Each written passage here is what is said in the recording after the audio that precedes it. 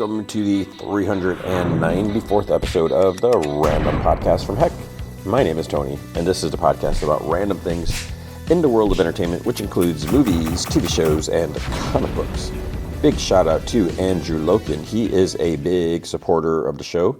You can be a supporter by going to patreon.com/gmanfromheck. Any amount you can commit to will be awesome. If you commit at the Rick Jones tier or higher, you get access to the Secret Podcast from Heck, which is an additional 30 minutes of podcast entertainment every single week. I'm currently going back to the John Byrne era of Fantastic Four, so we're talking like 1985. I was looking at those earlier.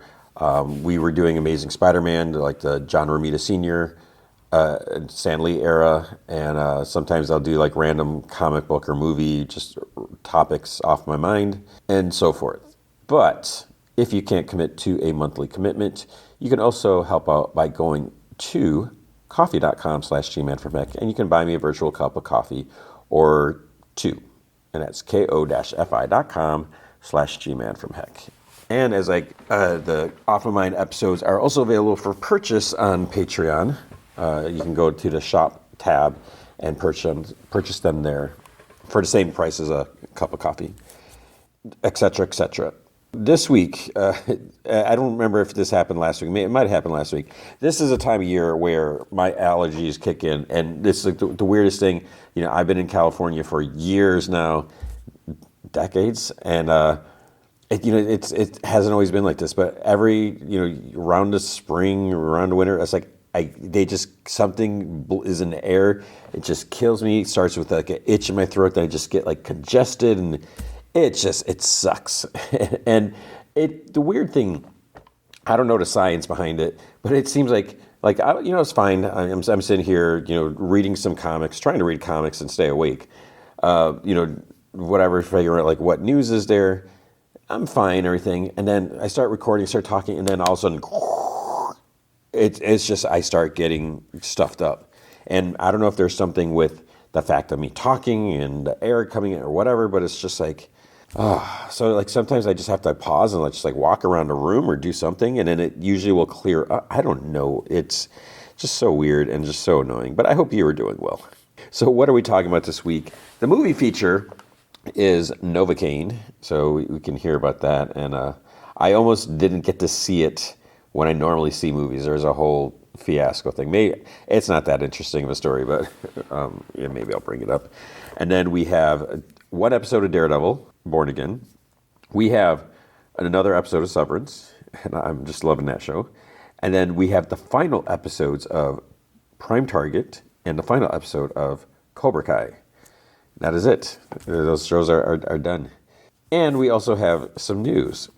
So this is interesting news, I think. I find this interesting. Sadie Sink. And I still don't know what the deal is. At first I was hearing, she's in talks, for the longest time. Not the longest time, but like recently people are saying, rumor, Sadie Sink's in talk with Marvel and X-Men, and everyone's saying, oh, she's going to be Jean Grey. It's because she has red hair, and, Jean Grey is the only redhead character. It doesn't make sense to be Mary Jane. Some people are saying, oh, maybe she'll be a Mary Jane variant, which would be weird. But now, to mix things up further, the word is, I don't know if this is official, if she's been officially cast in Spider-Man 4, or if she's in talks to be in Spider-Man 4. And so now, if she's going to be in Spider-Man, people are like, who's she going to be? Is she going to be Black Cat? Is she going to be Mary Jane? What's going on? But one thing that's interesting to note is apparently the Sony deal with Marvel is that Marvel has to include like a Marvel character in all their movies. I don't know if that's officially true or not, but in the first one, we had Robert Downey Jr., we had Iron Man. And the second one, we had Nick Fury and Maria Hill. And then the third one, we had Doctor Strange. So maybe there is something to it. So then the speculation is like, well, if Sadie Sink is Jean Grey, that would fill the bill. But then people are saying there's something with what's her name? Donner, that if, I don't know, is she still involved? Was her name Lauren Donner? No, is it? But is she still involved with the X-Men even if they reboot the X-Men, because then some people are saying that if she's in the Spider-Man movie, then she's going to have to get a producer credit or something like that. So maybe they wouldn't go there. I don't know. So we'll have to see. And I don't know what Sadie Sink's commitment plans are. Does she just looking to do an appearance? Does she want to jump in? Because if she's going to be Jean Grey, that could be a big role, and that could and by big role I mean that could be like multiple movies. And I don't know if that's something she's interested in. So I would just hope, my hope is that if you're ever going to get like a talented actor, and I feel like she does have talent, unlike a certain other person that Stranger Things cast that I'm not super crazy about. I think Sadie Sink is super talented, and say what you will about the roles available in that show. I think she's just really good, and I would want hope that whenever they cast someone in a Marvel movie, if they are of talent, that they're going to be used in a good role and not just like a throwaway role where it's just like just one time and then that's it. I mean, unless that's what they want, you never know. So we shall have to wait and see. Oh, and I think some people are like, maybe she'll be Firestar. It's like, what? I mean, I get the whole Spider-Man is Amazing Friends thing, but that would be weird. And the whole Jean Grey, if she is Jean Grey, I guess for me, the biggest question about the X-Men is like, well, I guess two questions. Like, one, how is this happening? It seems like there has to, I mean, I guess if there's some sort of event that occurs and then poosh, it goes across the world and then it kicks in this, whatever, it starts up this gene inside of people's bodies. But if you do that, that means that on this day, around this time, this is when we have mutants. So we can't have, young Magneto or, Charles Xavier. You can't have any of those stories in the past. It has to be like, okay, this is day one for mutants. There are no hidden stories. Storm wasn't a thief in Cairo and then living as a god, being worshipped as a goddess, unless you're going to introduce her a few years from now. So, I don't know. And then you got like all these potential people who might be in the X-Men, and there's like so many I can't keep track of them.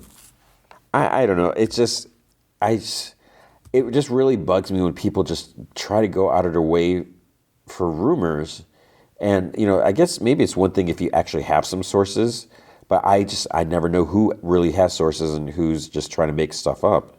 And because a lot of things you can try to guess. And it's like, well, okay, here's a hot actor.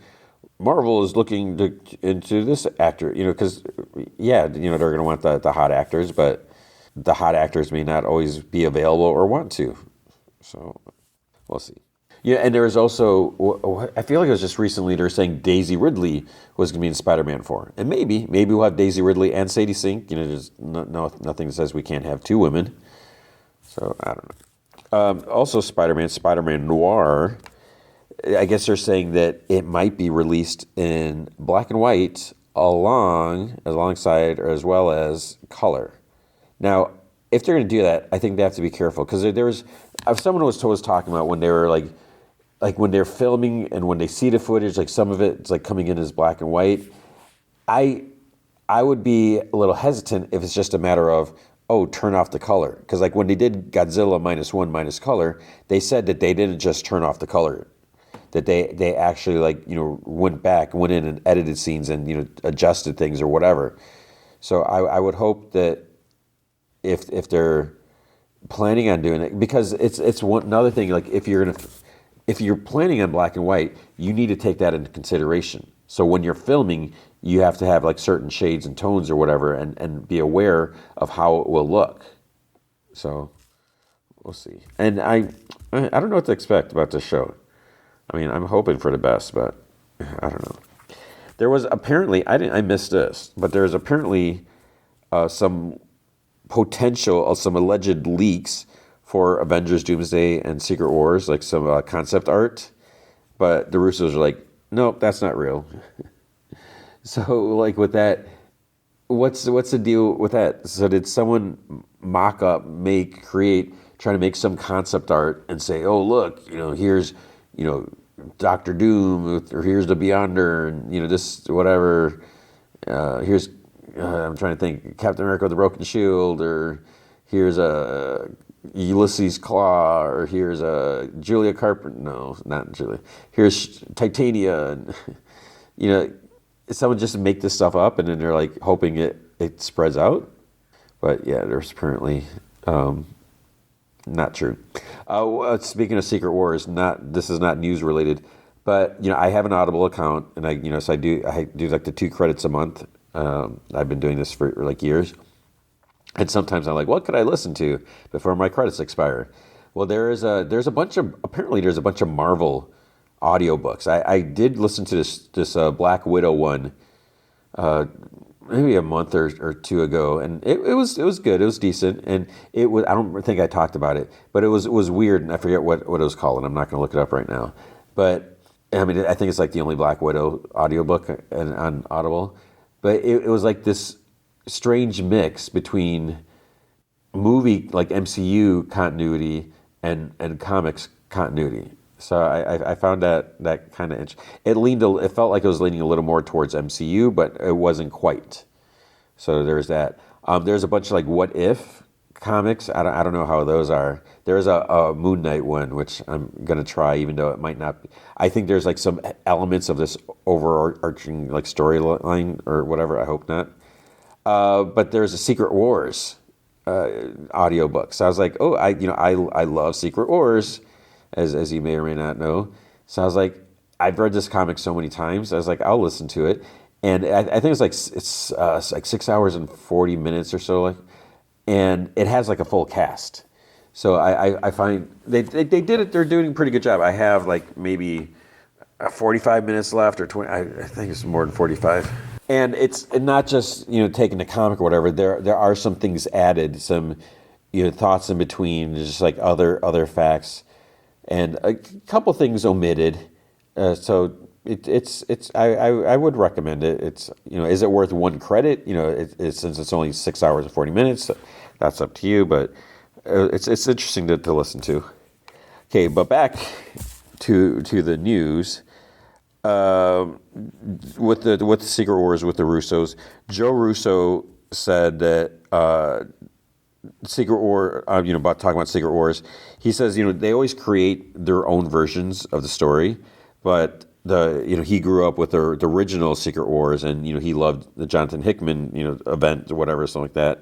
So he says that they'll probably both be like loose inspiration, so there may be elements, but it's not like going to be here's the Beyonder pulling everyone. So we really don't know, and I think a lot of people are making assumptions that it's going to be like the Beyonder doing this, but and I because I do wonder if they are looking to bring people from other realities. I mean, this would be an easy way to say, oh, the Beyonder is going to pull in Spider-Gwen from somewhere and put her into MCU now all of a sudden.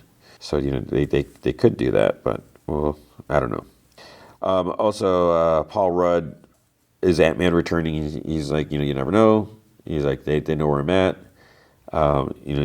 And someone from Eternals, I don't know if it was Gemma Chan. Someone's like, not super encouraged, but hoping that they'll be able to wrap up some storylines.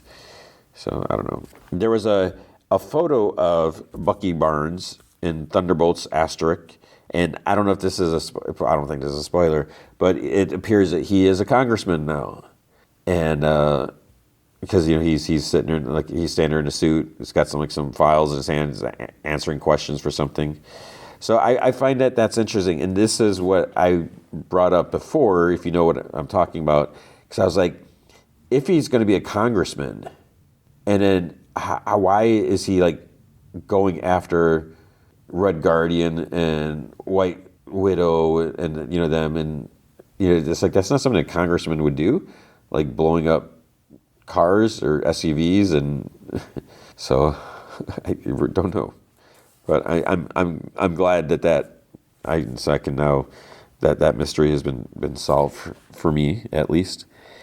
It looks like a Cloverfield sequel is still possible. It's still coming. It's still happening. So Cloverfield 2. So the director Babak Anvari confirmed that it is still going to happen. I mean, when did that movie come out? It seems like it was a while ago. Okay. I mean, I definitely will watch that. Netflix is apparently working on a Cujo adaptation. Why? I mean, okay, that's fine. I did recently re-listen to the audio. Actually, no, maybe I didn't. Maybe it was the first time I listened to it. I read the book. Yeah, I think that was the case. And then I did listen to the audio on Audible. They're not a sponsor. I wish. And it's a interesting story. It's a tragic story. What the reason I decided I wanted to listen to it again is there was a recent Stephen King collection of like short stories, and we have the husband or the father of the kid in Cujo, like 30 years later, and he's or however many years later, he's like I think like 67 or something like that. So I was like, oh, this is kind of neat. It's like it wasn't really like a sequel to Cujo, but it's following up like what happens years later. Where is he at? Because that was a horrible ending. But we have a movie coming. Okay, I don't know. Well, I mean, I'll watch it. Hopefully, it's not like bad. And the last bit of news is apparently John Wick 5 is in development. It is going to happen. Which after the last movie is like, wait, okay. But I mean, absolutely. I mean, I've always felt like, because I don't remember if it said John Wick will return at the end, or if it didn't. Maybe, I don't know. But I mean, I absolutely love those movies so much, and I'm excited. I hope we do get more. But what I am excited for the ballerina. Every time you see that trailer, Ana de Armas, I mean, I think she's really good. I mean, she was the first time. I guess it wasn't the first time I saw her because I think I did see that. What was that? That movie with was it Keanu Reeves? I forget what it's called. It's not called Knock Knock. It's where. And I think it's Ana de Armas. I mean, I haven't seen a movie in forever. But her and this other girl, they go to Keanu Reeves' house, and then they like, oh, we're lost, our car broke down, or we're cold, or can we use your bathroom? And then they start putting the moves on him, and don't they like blackmail him or something like that? So these two young women, they're like they putting the moves on him, and he's like no, and then, but. The first time I really noticed her was in the James Bond movie. I was because that's from what I recall, that was a really cool scene. Her fighting in the dress and with just handling the gun and doing all that. I was like, it's like, oh man, I wish she was in the movie longer, but she wasn't. And then she was in that movie. What was the action movie she was in? It wasn't the Chris Evans one, was it? No, she was in an action movie. So I think. I'm just so fascinated with this John Wick world, because we had that Continental TV series on Peacock, which I don't know if we're going to get more, because they said that, with Ballerina, that's the next thing coming. They're planning on more spin-offs, they said a TV series, so I don't know if that means another TV series, maybe the Continental, I don't know if it just didn't work, or, people weren't, I don't know. And they're also saying like a video game, so we're going to get like more and more John Wick stuff, which... That's totally fine with me. And hopefully that news segment is fine with you, because that is all the news for the week. With comics, looks like I'm dropping the ball again. I still haven't read Herculoids. I gotta get that issue. And apparently it looks like, I guess Space Ghost 11 came out, and did I miss issue 10 also? So am I like 2 issues behind? That's pretty ridiculous, right? What I did read, I think it came out this week. I'm trying to see if I can find it on previews. So I can never find anything on the previews page anymore. But I think there's a Gotcha Man, the second series. I forget what it's One Earth or something like that. Yeah, so Gotcha Man, Only One Earth issue 2 came out March 12th. Okay, so this is by Tommy Lee Edwards and Nuno Plati does the art. And I'm digging the whole production of this series. And this is the one where Joe and Ken were kind of undercover. They're in this like other nation. This young princess had just recently become the queen, and there's this big race going on, and the winner of the race was going to get the king's medal and have like dinner with her.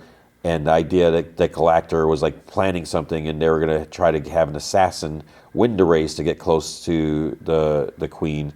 But it turns out, so as a Ken, I always get the names mixed up because I'm used to the Battle of the Planets version. Ken, so he's a number 2, because it's Joe the Condor, right? So Ken is the race car driver. He's like the kind of renegade, rebel guy with a chip on his shoulder, and he was racing. But then Galactor must have had, they had this guy working on the inside, or the new queen's uncle, and all these like earthquakes and like volcanoes erupted and just basically devastated the whole nation because they're planning something. And so then Joe's like, I gotta find him or whatever. And so it's good. So it's from Mad Cave Studios, and I'm looking at their website to get trying to find to get the release date to make sure. It's like, I read it this week, and it doesn't always mean anything, but you can like order them on there, and they also have like links, and you can do like pre-orders, and it looks like they even have a Gotchaman Only One Earth series subscription, so you get the physical collected edition, 4 digital issues for $20. So you can get the regular Gotchaman series also. So I mean, if you like Gotchaman, or if you are familiar with Battle of the Planets, I mean, you should definitely you want to look into that, because it's good. I don't know what it is. I've always been fascinated with Battle of the Planets with Gotchaman. Over at Image, so Geiger number 12 came out, and this is continuing. We have Geiger and this woman who's like in a similar situation as he is, and she can kind of control her powers more than he can. So she's trying to convince him that, hey, let me help you, but he's got like such a chip on his shoulder, and so he finally does agree. But is there more to the story than that? Because is she hiding anything? Well, I'm gonna just leave it there. So I'm digging that series. We did have Redcoat number 10, but I just realized I did not read that yet. And then Transformers 18. I don't know what it is about Transformers. So my buddy, he loves this series.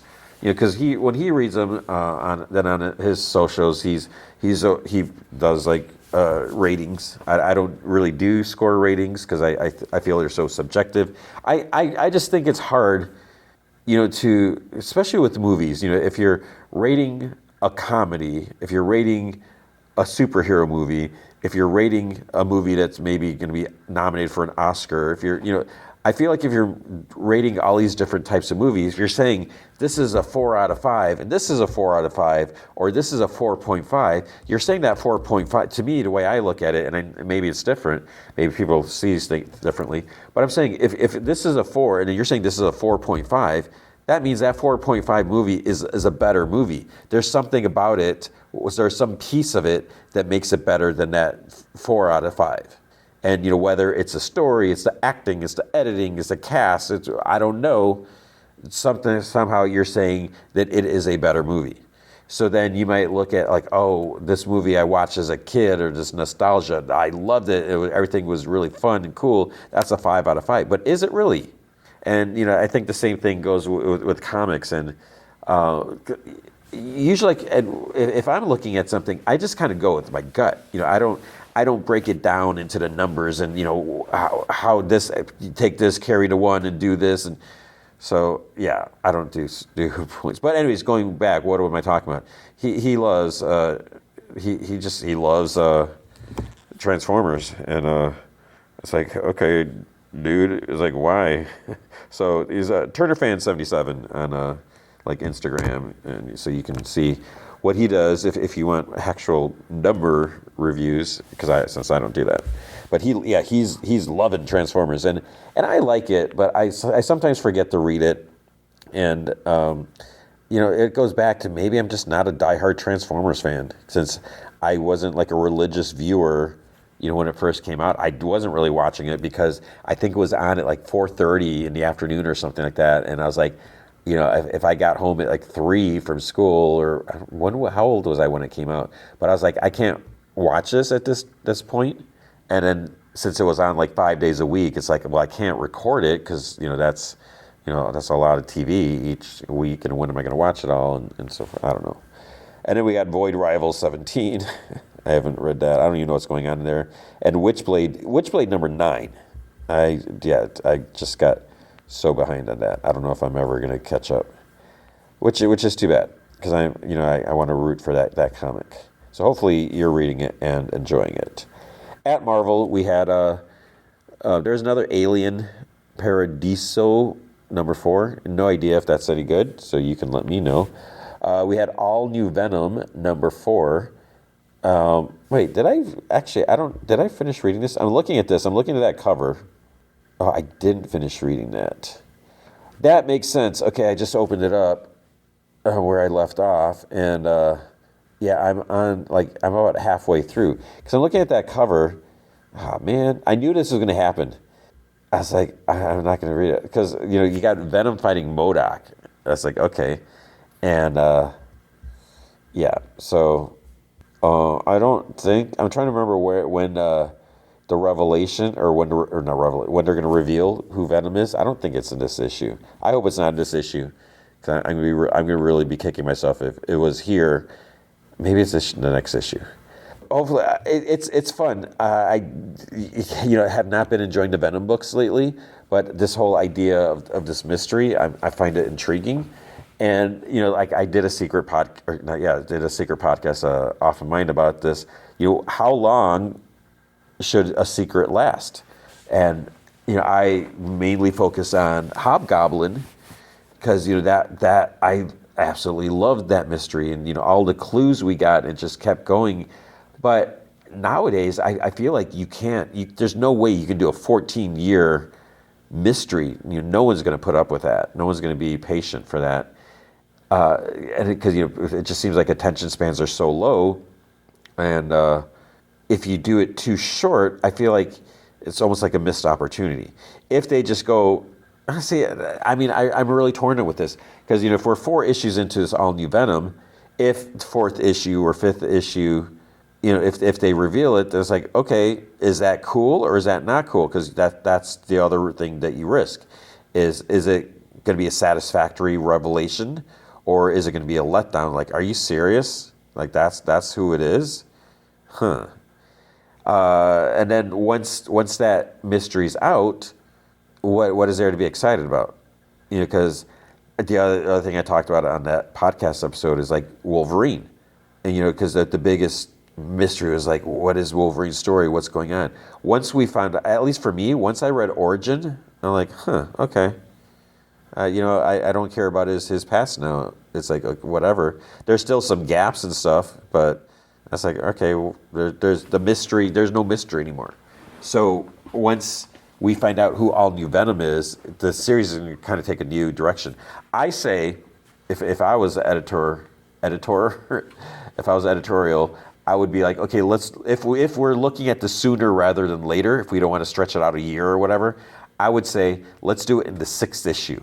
Because then we can collect it as a trade, put the 6 issues there. The trade ends with the revelation. Unless you want to do it in the 5th issue, and in the 6th issue can explore. I would leave it in the 6th issue. No one's asking my opinion.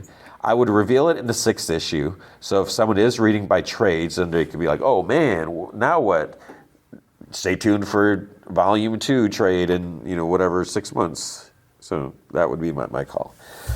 My other call would be like, we should not have the eight Deaths of Spider-Man story arc. We have issue 69, and so spoiler, Spider-Man died like permanently, and he gave up his resurrection devices, the reeds, and we still have like Juggernaut in here, but the X-Men, and then they're gonna revive Spider-Man because we got Coulson.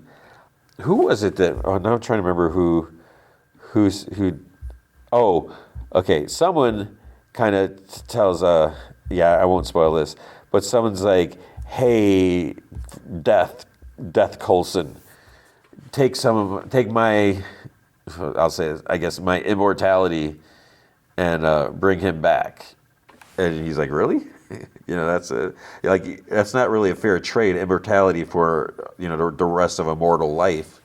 So Spider-Man has apparently come back, but this not really spoiler because the covers are out there. If you've seen the cover to issue 70, looks like Juggernaut. Because I jokes like Juggernaut's gonna be the next Spider-Man. That's why the X-Men are here, but no, I don't know. Deadpool issue 12. This is continuing the Miles Morales crossover, and it's so bad. And the reason I say that I do not understand what is going on with Miles. It just seems so weird. And there's one part. So Princess, Deadpool's symbiote daughter thing, whatever, is like trying to chomp on Miles, like, "Oh, I can't bite you," and he's like, "Yeah, just my vibranium suit." Why the heck does he need a vibranium suit? And how much vibranium does Wakanda have? That's like, okay, here's some random dude, here's some random hero. We're gonna give you a full vibranium suit. It's one thing if you're gonna give like Captain America, like, "Oh, hey, Falcon Sam, here's some vibranium wings to help you because you're cool." But just like that's a little different because like you're Captain America, so whatever, we'll do this for you. But like Miles Morales is like he's just a kid playing hero, and we're gonna give you a whole vibranium suit. And I still understand because then he's got like the vibranium webbing or something. I don't know if it's pure. So it's like, how much webbing does he have? Where does he keep it? Because at least with Spider-Man, he has web cartridges, but he's making them. And then he's got his stupid Venom sword. It's like, and he's got his Venom blast, and he's got his camouflage. See, I did an off of mine on this. Why does? Let's move on. I was curious about this. There's Nick Fury versus Fin Fang Foom. It's J. Michael Straczynski. So this is similar. We're getting some like odd pairings. We had Captain America and what's his name? What is his name? Not Fendril. The big dude, the Warriors 3. I don't know why I'm drawing. I think because my head, I'm so stuffed up. My brain is getting clogged up now. But Nick Fury versus Fin Fang Foom. Yeah, I feel like this is an easy team up if you're looking for something weird and cheesy. Because Fin Fang Foom is one, at least in my circles, it seems like he's one of those characters. Is like oh, Fin Fang Foom's giant dragon wearing shorts. Who's he? He's so weird. He's so goofy. But looks like it's like old school Nick Fury, like Howling Commandos Nick Fury. So I definitely need to check that out, but I didn't. We got Hell Hunters, no, Helverine. I don't know, just that name just is funny. I'm so curious with this. It's like, what is this series about? And I'm assuming, having not read a single issue, I'm assuming this is out of continuity. But let's like, I don't even know. Is it Wolverine, an agent of hell? Is it Wolverine became a Ghost Rider? Like what? I'm so curious, but I feel like once I find out, it's going to ruin the fun. I wish I didn't read this because there is no fun. The Insurgent Iron Man, issue 6. This is a One World Under Doom. I started reading it, then I'm like, I don't care what's going on here. And yeah, Iron Man is like, he's in some other nation, I don't remember where. He's trying to make some deal, help them stand up to like Latveria and Doom. But then they're like, you have to kill someone for us, so we know you're on. It's like, what? And yeah, and it's like, wait, is Tony Stark providing a weapon? Because they're like, do you have a suit in that briefcase for us? He's like, I'll tell you right now, that is never going to happen. And then they get attacked, and I don't even know. Yeah. But then to the last page, I think it was Tony Stark, because it almost didn't look like him, goes to the Stark board meeting. He's like, oh, from now on, we're going to be doing this for this. And it's like, what? Oh, we got Namor issue 8. Nope. Phoenix issue 9. I tried reading this, and I didn't get far. And I think because I never read or finished or fully read 8. But man, how can it be? And I maybe it's just that cosmic stuff. I don't really like cosmic comics, Marvel cosmic. And you got Nova in here. You got Rocket Raccoon, which I like him, but I can't get into the series. And I love Jean Grey. Power Man Timeless #2. I didn't read that. I was okay with the miniseries, but I just not enough that I need a regular series, another miniseries. I don't know. Sabretooth, no. I'm curious about Star Wars Legacy of Vader. So the second issue came out. I didn't read the first issue, and I don't remember what was on the cover, if it was a Kylo Ren, because that might have been a different cover I'm thinking about. But I was almost like, is this just another adaptation? Do I need to read this or whatever? But now I feel it, and the tricky thing is, because if we're doing Kylo Ren, and from this cover, it looks like it's a younger Kylo Ren, and I think the idea is he's supposed to be trying to uncover more of the facts and the myth, separate facts from myth of who Darth Vader was and all that.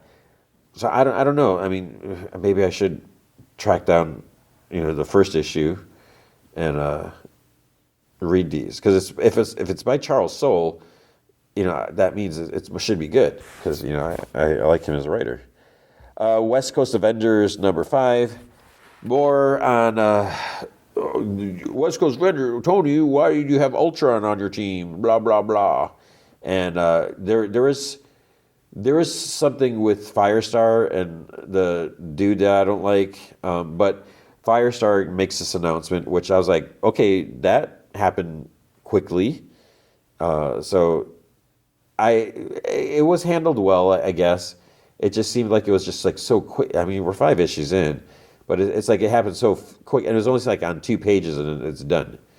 So I don't know, but it looks like where we're going, the Avengers, they're going to show up and be all forceful and like, what are you doing? And it's annoying when we have stuff like that, because it's always like one group or whatever, they feel like they're the authorities, so they're going to come and like boss other people around.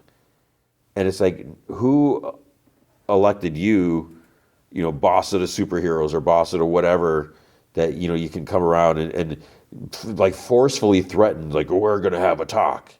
And it's like, okay, why do you have everyone in costumes and like power hands or whatever, glowing, ready to attack, when you just want to have a conversation with someone that you've worked with for years? And it's one thing if you're like, wait, what are you doing? But it's just kind of silly. And what's really silly is this Manhunt crossovers. Oh my God. Okay, so what do we have? We had I'll make sure I do it in the correct order. I think, okay, so we had X Factor, which is part 5, but I think X-Men, Jed McKay, was part 4. Okay, so here's how silly it is. And this, and I like the Jed McKay X-Men book, but what we have, this continues from, I think it was Storm, was part 4, where Storm is helping Xavier, and then we have the X-Men. I'm trying to think which X-Men, I guess it was like Cyclops and all them. They're attacking Storm, and they're like, we're taking Xavier and all this stuff. But it just seems weird when X-Men are attacking their former teammates. And they're just like going like hardcore, like, okay, you're not listening. It's not like, let's sit down and discuss this. It's like, you're handing him over or else. And, getting all threatening and start attacking. And then, of course, you have like some members of the team who are always like quick to attack first. It's like, was it Cobra Kai strike first or whatever? So this is basically X-Men fighting, blah blah blah, and then right when it ends, it goes into X Factor. So then it's more fighting because an X Factor shows up, and they're like, "Oh yeah, we'll take him now." And it's like, what? And then so Angel is now leading the team because he was in the first issue, and then he almost died. Did he die? So that's unclear. And now he's back, and he's being a major jerk, even though he's known, like, the way he's talking to Beast, they both are original X-Men. But then they just start attacking each other, and yeah, I don't know. It just, if this is just about like, oh, let's have characters fight each other, I don't find that appealing anymore. And maybe some people want that, but it's like I'm not like 12 years old anymore, where it's like, oh, who would win, this character, and you're like, oh, look at it, they're fighting, whoa. I don't know. So I hope something comes of this. And what it seems like the whole point of this is, and it's like, where did this come from? Xavier has like some tumor or something, and his telepathy is out of control, and it's like bleeding out or affecting other, leaking out, and so there's no coming back from this apparently, supposedly. Yeah, right. Over at DC Comics, there wasn't a whole lot, and I didn't read a whole. So I don't know what was going on. Maybe it's just being stuffed up and not being able to sleep at night because it just comes and goes in waves, and I apologize for just constantly bringing it up, but man, it is just annoying. And I even tried taking some decongestion. Like, is that going to help? Do I need to take like Benadryl? But then that'll knock me out. But anyways, so I was just like trying to read comics like right before I record, because that's where I do like my final, okay, I need to read these comics.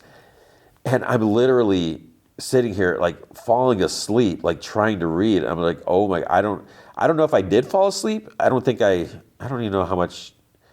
I can't even tell if I just dozed off for 30 seconds or if I fell asleep for 5-10 minutes. I don't know. At DC, we have Absolute Superman #5. And we're seeing like the final days of Krypton. And what it's a little unclear, because I think at one point, I forgot what it was. It was like 2 weeks ago or 5 weeks ago. It was like, because we have a young Superman on the planet, so it's not like baby Kal-El came to Earth. It was just a young Kal-El. But then what's interesting is when it wasn't just a little rocket, spoiler, that sent kind of Kal-El out. There's actually a bigger rocket. So the Jor-El and Lara on this planet, they had more time to prep and prepare. They couldn't get everyone, but they got a big chunk of people. But then things start happening, and the ship kind of starts getting hit by the explosions or whatever. So it's like, did anyone else survive? That's a big question. Did his parents survive? But then also on the last page, it's like Superman's like headed somewhere. So it's like, okay, how does this fit into the story?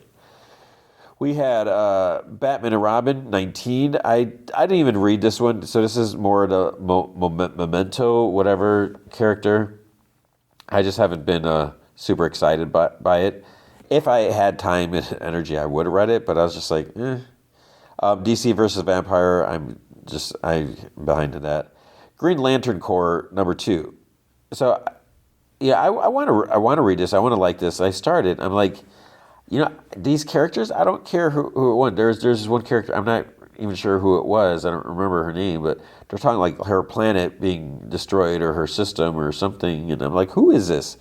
And what else is going to happen here? Because, if we're going to spend time focusing on this character when there's so many other characters now because it's a Green Lantern Corps.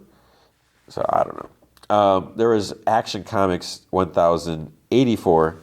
And this is Superman trying to bring in Bruno Mannheim, and he's allied himself with some, I guess, aliens, and I don't really care. And then I don't know. This felt like a really long issue. I'm like, this is like never ending, because then there's like other stuff going on, and yeah, it's just I wasn't interested. We have Batman Dark Patterns #4. I haven't read any of that, so I do not know what this is even about. Aquaman issue 3. I never read the second issue, and then my buddy said that the third issue wasn't super great. So I'm like, okay, maybe I don't need to read the second and third issue if it's not worth it. I don't know. And then we had Black Lightning #5, which I haven't read that, so I don't know how that is. But that is it at DC, and that is going to be it for comics this week. All right, Severance, Season 2, Episode 8, Sweet Vitriol. So this is the 8th episode. We got 2 more after this. So this was what am I going to say? Same thing. I probably say this every time. This was an interesting episode. They're all interesting. This was different. It's a good episode. I have to say, it's probably not my favorite episode. Actually, I just looked at IMDb, and it's rated at a 6.7. So this is like the least favorite. Like last week's was a 9.4, 8.5, 8.2, 9.1, 8.6, 8.4, and first episode is 8.2 this season. This episode is about Harmony Cobell. So, she's not the most likable character, but we do get to find out like what is her deal and what's going on. And I think that is important that, we do see that, because it kind of does tell us more about Lumen and, where she's coming from. So let's just get into it. It starts off, we see like some ocean waves. There's this like road along the side of a cliff. There's like, snow in the mountains. And I think they said at the end they filmed this in Newfoundland. I can't say it. Man, I'm just like so stuffed up. Well, that's my excuse. So she just drove through like Salt's Neck, because it's a thanks for visiting sign or something like that. She gets to this like small kind of like seaside town. And it's just like really, really desolate. And then the credits, they sort of play during the opening, so we don't get like the regular, opening, the CG with, Mark and all that. So it was a little weird. Then she's like, Cobell is brushing her teeth, like in the back of like some building, like just, she's parked there and just like brushing whatever. So she's outside her car brushing. Then she hears this like dude's, she looks and he's sitting like in this abandoned bus, just like in a doorway. But she keeps brushing her teeth. She just like watches him. The dude like breathes into like a paper bag. So it's like, what's that? I'm not up to date on like, is he huffing? I don't even know what he's doing.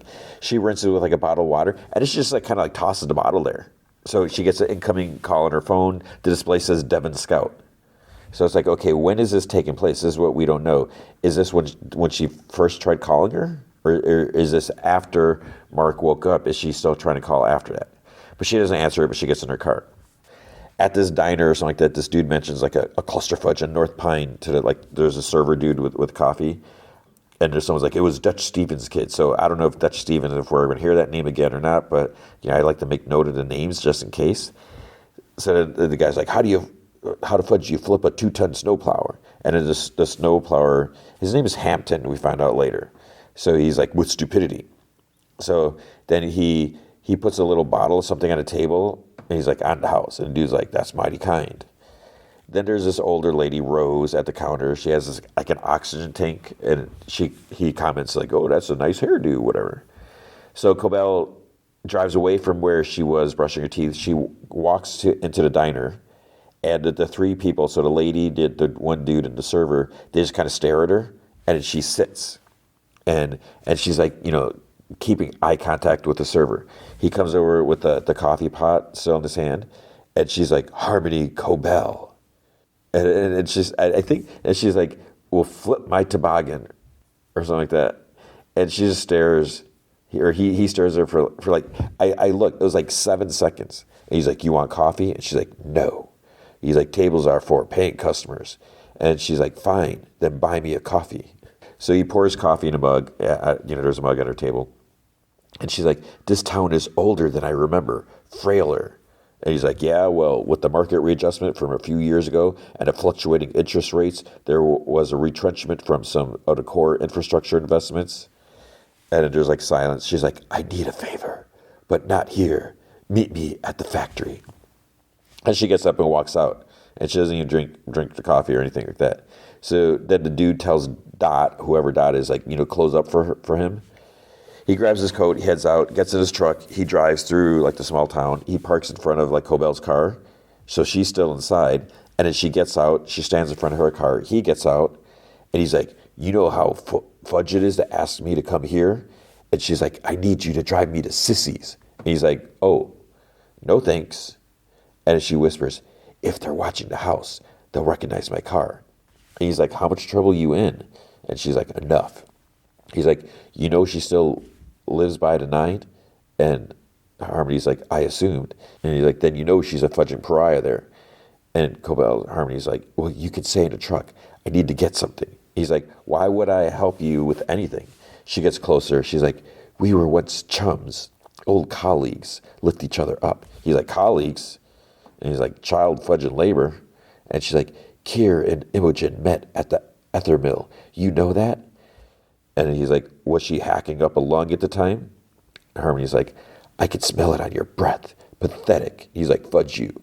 So he's like on drugs or doing something. And she's like, you can help me or not, but I'll not be the punching dummy for your resentments. It's like, okay. So they drive in his truck. She's hiding in the back, like under a tarp. Devin calls her again. She doesn't answer. They arrive. He tells her, he's like, okay, the coast is clear. He helps her out at the back. And she says that he's higher than a bearded vulture.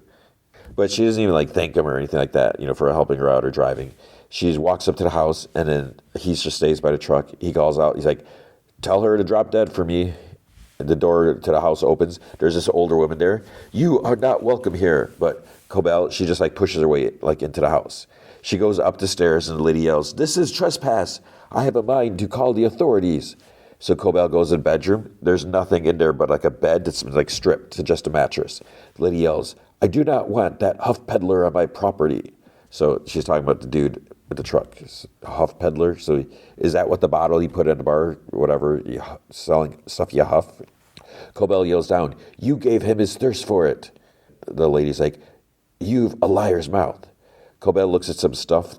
It's like there's like a stuffed thing at a shelf or something like that, but there's really nothing else. So the lady looks out the window at the dude by the truck.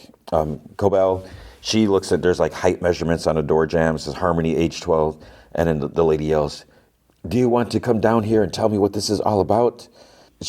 Harmony goes to the hall to the next door. There's like a plaque or something on the wall. It says something like Celestine Sissy Cobell. So she goes to the door's locked. Cobell goes back downstairs. What have you done with my things? And the lady's like, so this lady is Sissy. She's like, sold to the poor. And Harmony's like, they weren't yours to sell. And Sissy's like, I sit in this house, you do not. And then Harmony's like, has anyone been here? And Sissy's like, no one comes here. And then Harmony's like, or telephone? And Sissy's like, a Mr. Drummond. And Harmony's like, and what did he want? So Sissy's like, what have you done, little mouse? So she goes in the other room. She yanks out the cord from the phone. She's like, Harmony. And Harmony's like, I want the key to Mother's room. And Sissy's like, that room stays shut until all who remember her sit with Keir. You know this. And Harmony's like, give me the key. And Sissy's like, why do you bring nothing but woe into my life? And Harmony's like, no, it's you who cursed this house with woe. Sissy's like, I will not have this quarrel. And Harmony's like, what were her last words? And Sissy's like, child, do not test me. And Harmony's like, what were they? She said nothing after you pulled a tube from her gullet. And then Sissy kind of slaps her. It's kind of like an awkward slap or whatever. And Sissy's like, there was gratitude in her eyes to be freed from her suffering. If only she'd been a believer, perhaps she would have found solace in the 9. And it's like, you didn't have to listen to her wheezing as I did day after day. And Harmony's like, I would have cared for her myself had I not been at school.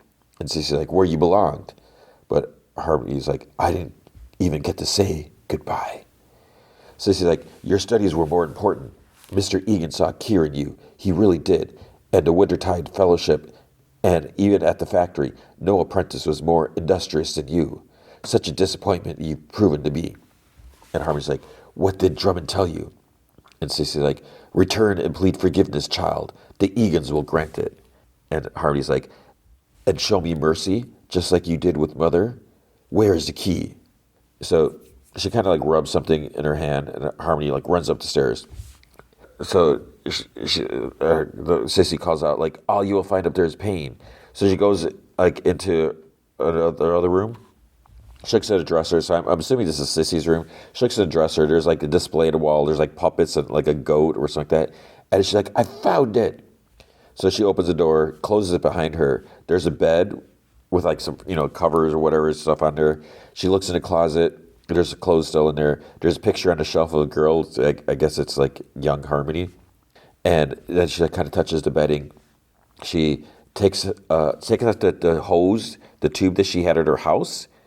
I don't know why she had this hose, because I was not sure what this was. She plugs it into the machine that's still there, and then she lies in the bed, and then she puts the tube in her mouth, and then she kind of like whimpers, and sort of like lightly rocks back and forth, and it's like, wait, is she crying? Is she crying or is she humming? So then there's like another shot of the waves. The sun goes down. She's still in the room. It's night, and then she must have fallen asleep. But then there's like voices outside. There's like, you've no salutation here, you blatant snuff slave. And the guy's like, all right, I missed you too. You smell like, said she smells like something skin. I forgot what it was. And she's like, I'll vote somebody, I swear. And the guy's like, yeah, call everyone. We'll have a fudging kegger. And so she's like, this is a pure house. And he's like, back off or I'll put you in the bay. So then there's footsteps at the stairs. The door opens and it wakes up Harmony. And she's like, what is it? What's happened? And he's like, nothing. Came to get you. She's not too happy about it. And Harmony's like, did you see something? And he's like, no, but it's cold as poop in the truck and I got to get back. And Harmony's like, I have to find it. He's like, find what? She's like, just give me a minute just to think. So he shuts the door. He's like standing here with a lantern. And he's like, I liked her too. And Harmony just like, you barely knew her. And he's like, she hated Lumen more than I did. That's all I needed to know. At least she doesn't have to live with Sissy anymore. And it's like, wait, is that a smile on Harmony's face? Because it's dark, so it's kind of hard to see. He sits on the bed. He's like, you want to get high? So he takes out a little vial, pours it in a towel. So this is his stuff or whatever. Places it over his face and like inhale. It kind of chokes and laughs. So I don't know what the stuff is. And then he like looks at her. She takes it, places it over her mouth, but doesn't really take as deep like an inhale that he did. And she kind of like drops the towel or whatever, but he picks it up. And she's like, oh, haven't done that since I was 8. And he's like, you ready to man the vat for 10 hours? And they both laugh. So this is like what we're finding out is this was a Lumen town or whatever, and they forced the people to work at the not really forced them, but they worked at the factory. So because he mentioned child labor, so they worked there when they were kids. So she's like, it's so shameful that you sell it. And they like look at each other. Then she kisses him. And then he's like, I don't think it's here, what you're looking for. And then Sissy yells something. And she's like, something, get out of here. So Harmony's like, she wouldn't throw it away. She gets up. They go outside. And then there's like this building, like on the side of the hill or something like that. And it kind of goes down. So it's probably like a basement. One of the things they mentioned at the behind the scenes stuff is that basements play a big role here, and it's true because you got Mark's basement, you got the severed floors in the basement. So she goes inside, he stays out. She's got the lantern. There's she finds a book, annual reminiscences. She dusts it off, looks inside. There's pictures. I don't know if it's like a scrapbook or like a yearbook or something. She keeps looking around. Then there's like a cradle with like a teddy bear. Then she finds this bust of someone. So she takes it, she kind of dusts off the plaque. It's a James Egan Intertide Fellowship Award, and it's for Harmony Cobell. She kind of opens the base, and there's something inside. So she pulls something out. You can't really see what it is. She comes out, and the dude asks her if she found it, and she's like, get the truck ready and watch my head. So she hands him the bust. Goes back in the house, and then she's like, I'm going, don't tell him I was here. And Sissy's like, I would never bear falsity to a steward of the Egans. And Harmony's like, Lumen destroyed this town. You owe them no loyalty. And Sissy's like, there was no town before the factory. And what about your own employ? Everything that you have, you owe back to the Egans and his fealty. And she's like, fealty? And she holds up what she took out. It's like like a folded notebook or something like that. And she's like, my designs, circuit blueprint, base code, overtime contingency, Glasgow block, all of it. And Sissy's like, James Egan was the inventor. And Cobell's like, so I've heard. And Sissy looks like through the pages. There's like, blueprints, and there's even like the brainwave pattern drawings, there's schematics. And she's like, extraordinary. Why have you never spoken of this? And Harmony's like, it was told Kier's knowledge is for all. And Sissy's like, that is true. And Harmony's like, that if I sought credit, I would be banished. So Sissy like folds a notebook back. And then she opens like the fire stove and tries throwing it aside. Harmony struggles, whatever, she manages to like yank it back. And she's like, I hope you die as painfully as she did. She turns to walk out. And then Sissy's like, it was her hand that removed the tube, not mine. And Harmony's like, no. Sissy's like, your mother was a coward, more sick in the soul than in the body, filled with malice and resentment. And Harmony's like, I don't believe you. She like yells. And Sissy's like, I thought you were different, my flower. I tried to help you grow, but now I see you are a weed just as she was. And then the truck horn for the truck blares. The dude yells like, hey, someone's coming. So I don't know if Sissy managed to call someone, but then Harmony exits, truck starts. He tells her that she better get going. She gets in the driver's seat, so he's going to say to her, and she's like, Hampton. He's like, I'll see you around. So she leaves him there. Then the headlights start approaching. So he just like stands waiting. He's like, come and tame these tempers, a-holes. In the truck, her phone, she gets another call from Devin. And again, is this before or after Mark woke up? So she answers, and you hear Devin, Mrs. Selvig, thank fudge, I've been trying to reach you. And Harmony's like, yes, I'm aware. She's like, so listen, Mark has been reintegrating. And Harmony's like, Regabi? So that's Assel. And Devin's like, yeah. And Harmony's like, and she hasn't killed him yet? And Devin's like, no, I mean, I think he's okay, but listen, we want to try something else. And she's like, is Mark with you? And Devin's like, yes. Put him on. And you hear, yeah, hello? Tell me everything. And she keeps driving, and Firewoman by the Cult plays like into the credits. And that's the end. So it was a regular length episode, but it feels like that went a lot faster.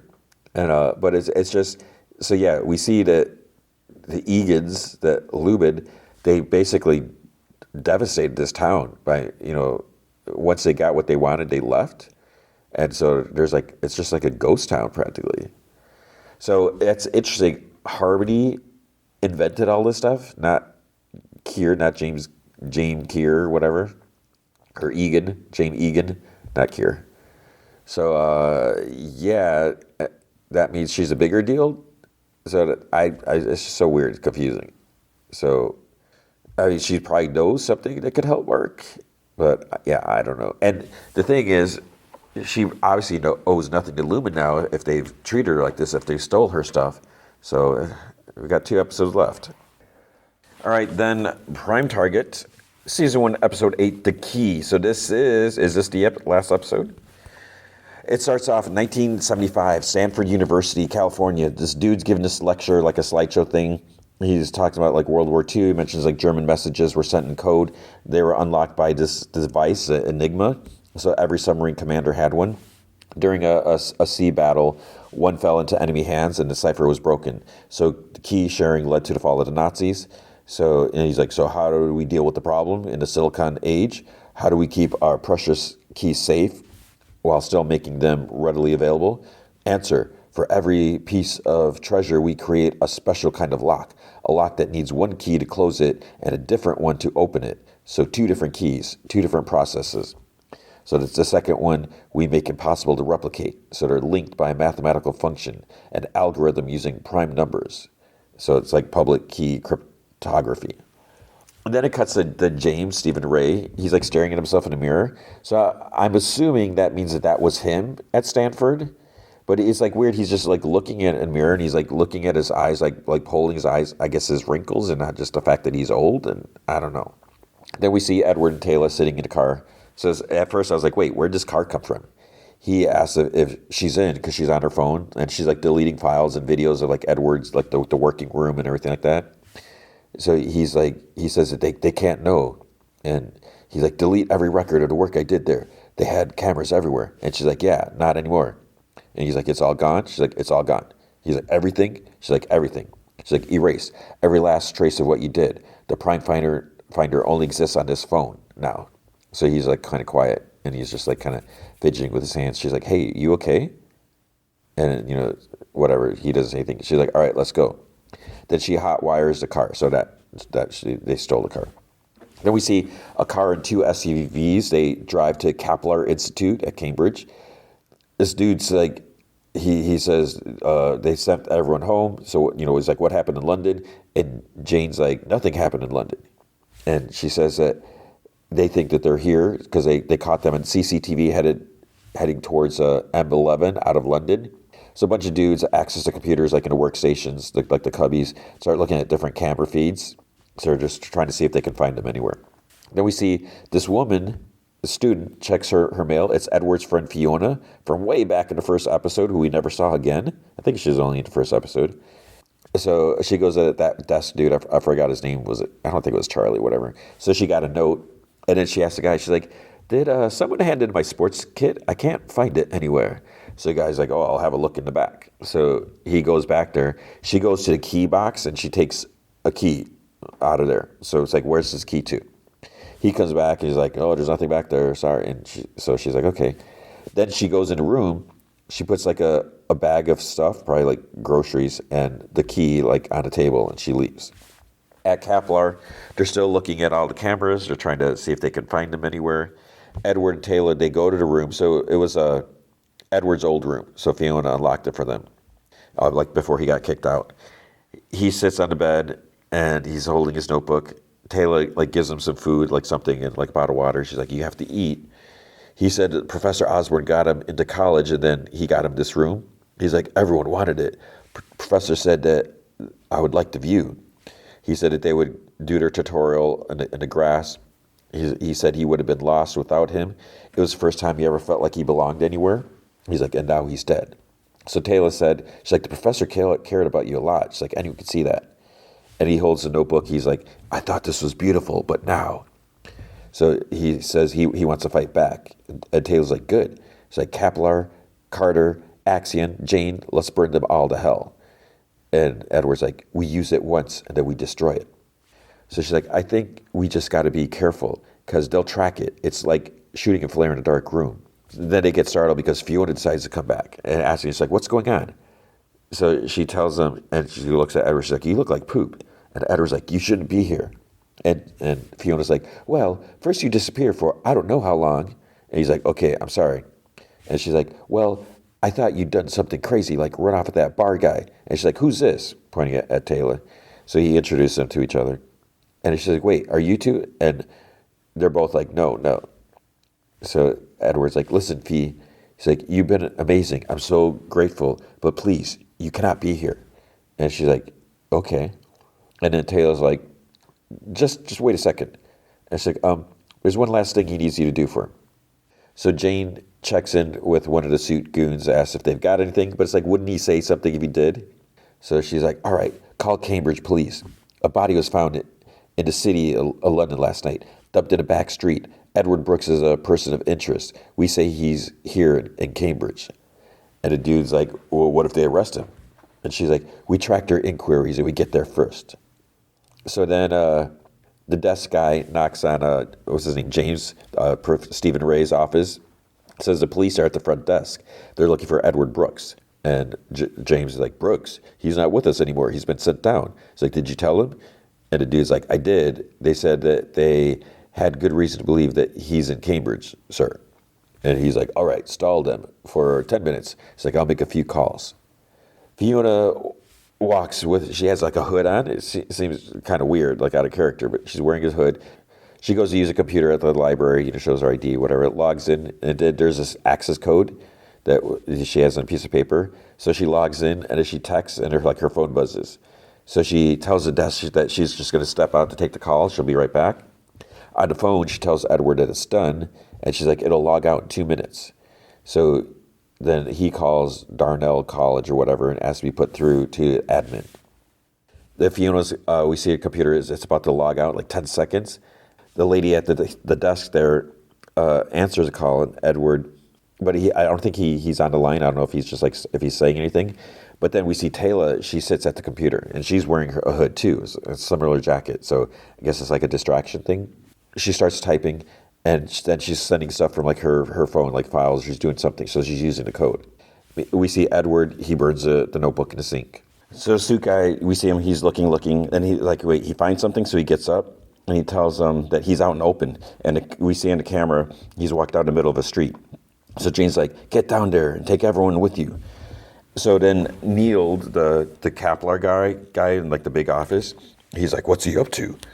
So 4 suit guys piled into SUV, they take off. Edward, then he grabs someone's bike, he puts on like the helmet, and he takes off. So he just stole someone's bike. Thankfully it wasn't locked up. Maybe people are trusting her. Taylor's file is like uploaded, and she opens the Kaplar computer, or like the file on her computer.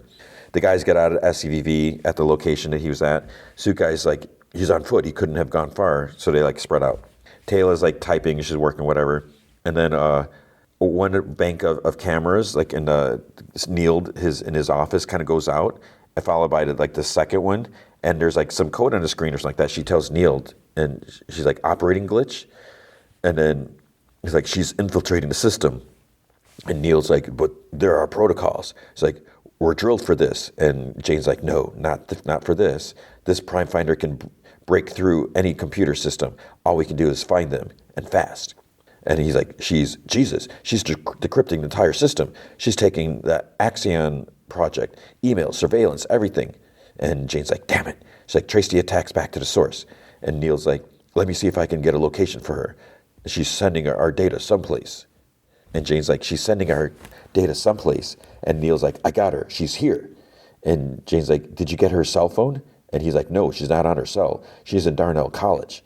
And Jane's like, she's hiding behind a college security system. So then on the computer that Taylor's at, the file transfer is at 73%. So Neil's like, kill the Kaplar data center. The desk lady, she's like, we're completely locked out. So they call the suit guys because they're still like in the streets. They say the signal was picked up at Darnell College, so get over there now. Jane arrives there.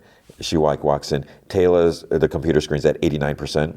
She tells Neil to like steer her in the right direction, and then we see Taylor's screen is at 98%. So the dude's like, he's like, you're close. He tells Jane she's close. She's like, she's right there. And he's like, you should be able to see her. So Jane walks in. She kind of looks around. And as she stops at the computer Taylor was at, and the webcam is on, so Jane's like looking right at herself. And she's almost like a deer in headlights. And you can also see like Kaplar Institute webpage is open, like behind the camera screen. So Jane tells the dude, she's like, clean house. And she like rips off the webcam, and her phone vibrates. She got an email from Taylor. And the message, the title or subject, whatever, is like, here is the face of Jane Torres. So she opens it. It looks like a meme thing. There's like the image from the camera that was just on the computer. Here is the face of Jane Torres is at the top, and at the bottom of the image, a U.S. government agent who betrayed her country and brought about the murder of innocent people. So it's sent to Jane, and underneath it says like all, which is 24,672 email addresses. So I don't know if she sent that image to everyone, or if that's just what's in her contact. I don't know. But then there's a link, and it's like, meet me, and there's like a pin on a map. So Neil tells the desk lady, he's like, we've got to quit the office now, clear out everything. So they start packing up papers like briefcases, like shredding other documents and stuff like that. Then we see a car drives out this empty field. There's like those big, I don't know what they're called, the big like white windmill, like energy windmill things, whatever. So Taylor's out there like in this field. Jane walks up to her, and Taylor's like holding the phone, which is like, okay, this is crazy. I don't trust Jane to like pull out a gun and shoot her. So Taylor's like, doesn't look like much, does it? Except it was enough to bring your entire house crashing down. Everything's been sent off to Fort Meade. Everything handed over on a silver platter to all of the NSA analysts. Everything Axion has ever done. The hits, the deaths, suicides, all of it. And Jane's like, you know what hurts is how you, of all people, and she's like, Jane, don't make this about us. It's about accountability. And Jane's like, and you think me going to prison is going to fix anything? And Taylor's like, well, it might make me feel better. And Jane kind of like scoffs. Right? She's like, it'll make you feel better. And then what? You think Axiorn is finished? They have all the money. They are the money. And you know what? Nobody likes a whistleblower. And believe it or not, your life is precious to me. And Taylor's like, because you think you own it? Because you gave it back? And Jane's like, what? Taylor's like, that's not happiness, Jane. It's not justice either. I took someone's life. And Jane's like, so you're owed a little righteous suffering? And she's like, yes. And she's like, something. And then Jane's like, that thing, that phone you have in your pocket, you know what it can do. Do you understand the chaos that's coming? And what about Edward Brooks? And Taylor's like, he's fine. And Jane's like, he's not fine. He's a fugitive. And that, thanks to her. It's like, and he will be for the rest of his life. You made him that, Taylor. No, she didn't. And she's like, he's another body that you stepped over. People like you and me, we're not free to do what we want. And sometimes we have to do brutal things. But she says that as she steps closer to Taylor. So it's like, is she going to try grabbing the phone? I mean, there's probably got to be a lock on it or something, right? And Jane's like, all we can do is pray to God that the people we love never find out. And Taylor's like, I did. I found out about you, Jane. And Jane's like, well, I love you. I do. And I forgive you. Taylor's like, I don't want your forgiveness. I don't need it. And then Jane turns and starts walking away. And then Taylor turns and goes in the other direction. So it's like, I was so sure that at this point right here, Jane was going to like shoot her or do something. Because it's like, yeah, she loves her as a daughter, whatever, but this is her life too? Whatever. So Andrea, she walks into her kitchen. Edward says hi, and she's like, it startles her. And he's like, sorry. She's like, Jesus. And he's like, oh, I didn't mean to scare you. And she's like, how are you? I've been worried sick. She's like, did you make it to the Orleans archives? And he just like doesn't answer right away. He's like, I found it, our missing piece. I found it. And she's like, so you got everything you wanted. But then he's like, back in Baghdad in the hotel, you said you needed to know how Robert died. It's like, do you still want to know? And she's like, yes. And he's like, their name is Axiorn. It's a private security company.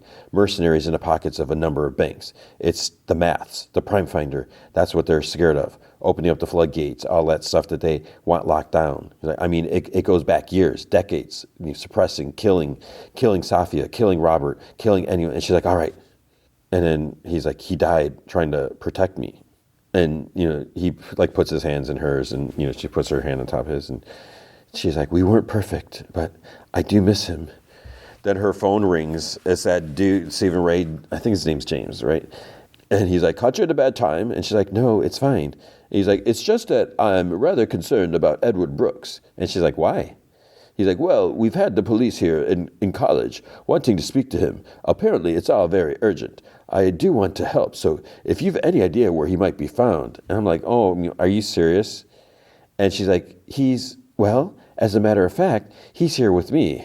And he's like, well, in that case, I don't suppose you could send him my way. So he can't be trusted because he's working with Akram and, who knows. And he's working with, so they're working with Baghdad, the mercenary dude. Edward and Andrea go over there. Edward's like, I shouldn't be here. Everyone's looking for me. And she's like, it's fine. James will know what to do. So they go to his office, and he's like, Mr. Brooks, the man of the hour. Andrea, thanks for faithfully delivering him safe and sound. Could you step out for a minute, and then we'll all meet together and have a drink, okay? So he basically like, shoos her out. And so, I want to talk to him. Thank you. And he's like, so, bit of a day, I gather. And now we have police officers buzzing around college. Would you believe? And Edward's like, I know what this is about, Professor Osborne. And James is like, whatever's happened, none of this is your fault. And Edward's like, it is. James is like, did you hear that? It's our Blackbird. Yes, it was always Cambridge for me. Stanford, so, I guess it was him at the beginning. Stanford was and remains a hive of excellence, but it's a presence of the past and blah, blah, blah, stuff like that. He mentions like brilliant people who were there or whatever. He's like, the twin prime conjecture, fascinating field, word gets around. And Edward's like, you're a mathematician? He's like, well, I cut my teeth on computer science. I did my master's at Stanford. I was part of a research group that invented public key cryptography. And Edward's like, I didn't know. And he's like, well, no reason why you would. A general formula for primes. Funny, your greatest achievement might be the thing that destroys mine. How far have you got with it? And Edward's like, I solved it. He's like, solved it? Oh, Edward. And he's like, what age are you now? He's like, 26. He's like, my God, almost the same age I was, a kindred spirit, because you're just such a smarty pants, right?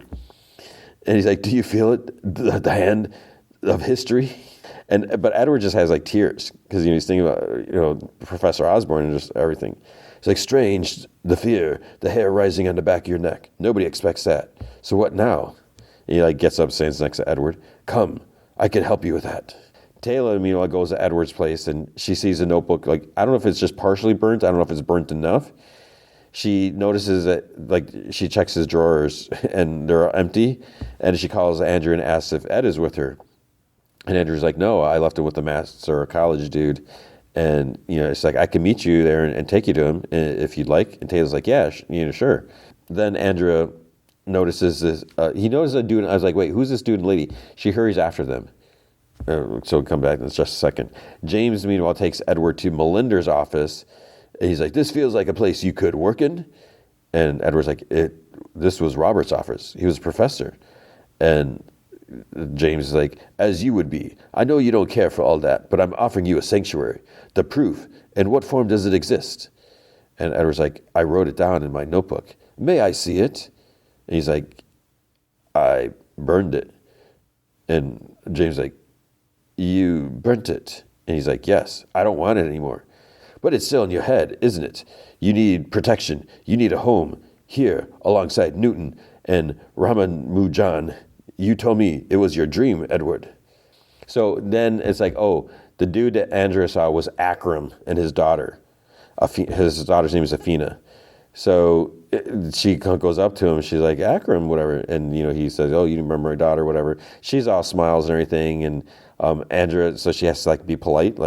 She's like, so what brings you to Cambridge? And then Athena's like, I got a place. She's like, I'm starting September. I got a full scholarship. And Andrew's like, really? Which college? And she's like, Darnell. Andrew's like, Darnell, my college. And Akram, he kind of has his eyes down, not looking at her. And then Andrew says to him, she's like, I thought all the scholarships had been allocated. You must have friends in high places. And he's like, well, it wasn't quite like that. And Athena, she's a little confused because, poor kid, she's excited. She's, got a scholarship to college and, Cambridge and we're like, what are you saying? And then she's like, only one person has authority to do that. And then she walks away and Akram's like, Andrea. And then poor Athena, she's like, what's happened? James says to Edward, she's like, what you have to understand is that code that I pioneered was meant to keep people safe, to give them personal security. But then big government got a hold of it and it became a tool to hide their worst crimes. That was never the intention. And I have to make amends for my part in it. Post 9/11, do you know how many people were tortured, beaten, all hidden by my code? That's my monster. That's the guilt that I live with. But your work, your proof, could redress their balance. Walk with me. So they go off somewhere else. Taylor, she's waiting outside. Andrea comes up to her, and she's like, we need to find the alderman, the master of college. And Taylor's like, what? And she's like, he has a missing piece. He's a very dangerous man, Taylor, and I just led Ed straight to him. All those years taking me under his wing, encouraging me to keep looking for Bat al-Hikmah, like some useful idiot. So then that the dude, he's like, every weapon trade, every classified secret, every evil, you name it, we can rip it away. We can rip away the curtain, something like that. Drag it all into the light. Put an end to the tyranny, a new beginning. Just think of all the good you can do in the right hands. And Edward's like, you're talking about rebuilding the system, crashing the digital world? And he's like, first strike, we're going to send a message from right here in Cambridge to our friends in Wall Street. Use your theorem to break the banks, unlock their digital vaults. And Edward's like, they'll all be destroyed. And he's like, let me tell you, that's just the start. And Edward's like, what about the fallout, to the cost to the rest of us? Because, that's the thing. Okay, so maybe it's one thing if you want to take out the fat cats or whatever, big corporations that are preying on people, whatever, and all that stuff. But what about people, normal people who are putting their money in the bank or working and trying to pay their mortgage and all this? All of a sudden, their investments are all gone, and then what does that leave? Where does that leave them when they've been working, doing things on? But then, so James like, revolution doesn't come gently. You need to put a hammer to our world. He's like, there's going to be collateral damage. So basically he's like, whatever. Some innocent people get hurt. So then Edward's like, you mean Baghdad setting off an explosion in a busy street? That was you? And he's like, those people died in the name of progress. And Edward's like, okay, how many more? How many more lives is this going to cost? He's like, oh, Ed. And Edward's like, your friends, your colleagues all died because of people like you trying to unleash my theorem. He's like, no, you must never blame the science. And Edward's like, I used to think that. I was the same once. And he's like, now you've solved it. It's only a matter of time before it's out. The world will change, Edward. We are the authors. What's this we stuff? And he's like, the people who make the first footprints. And then Edward's like, well, what about Professor Osborne? And James is like, he's out of his misery, poor fellow, which is like cruel to say.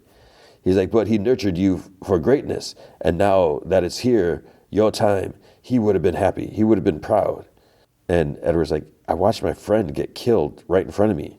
It's like, my theorem is a poison. It makes people tear each other apart. That's my legacy, the thing that will be carved next to my name. And he's like, no. But Edward's like, the destroyer of worlds. He's like, I have nothing else. Nothing. This is the only thing that I will leave behind. I convinced myself that it was pure, but there's always human cost. There's no bad science unless we make it. And he starts to turn away, and he's like, it's out there now, I told you. And if it isn't you, then I'll find someone else, another young mind. And Edward's like, you won't stop, will you? He's like, no. So this is a crazy part. I was just like, I did not see this coming. So this guy, James, he's like, I'm going to keep going. I'm not going to stop. I'm going to keep doing this. So Edward turns around, holds up a gun, shoots him in the head. And it's like, holy crap. So Stephen Ray, he's gone. He just drops the gun next to him.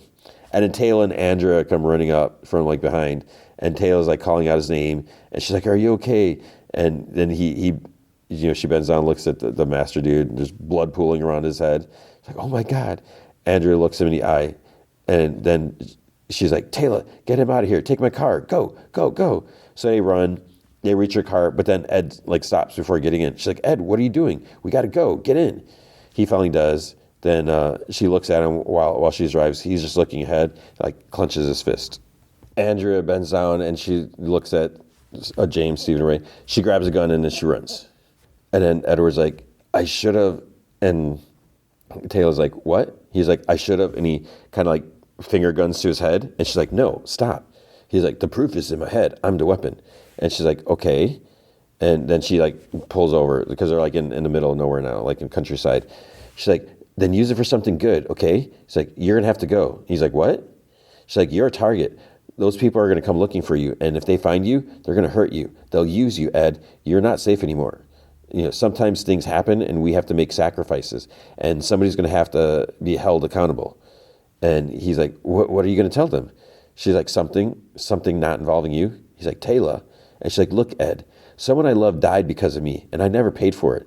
Just don't let anyone tell you how to run your poop. And he's like you did? And she's like I did. But not anymore. Look, it doesn't matter if they take me.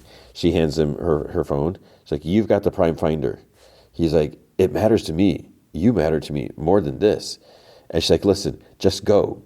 So he gets out of the car. He starts running through this barren, wide open field. There's just like some like those rolled up hay things. Taylor's just like stays in the same area. You think it's like, okay, why not drive up the road at least 100 feet or whatever? So she just stays in the same area. And then a couple squad cars come up. So she just stands there, puts her hands up. And you would think that they would see Ed running across the field since it's wide open. She gets cuffed, but it's like, why are they cuffing her? Like, for what? Ed crouches like on top of a hill. He just looks down at the squad cars as they drive away. And then he continues walking. It's like, okay. So then there's this like news conference at NSA headquarters, Fort Meade, USA. There's a woman at the podium. She's like, following the unprecedented data leak, the National Security Agency has launched an investigation into allegations of corruption. Several key projects have been closed down and senior personnel dismissed. We will also be cooperating fully with the Senate Select Committee on Intelligence. And then reporters suddenly like start raising their hand for questions.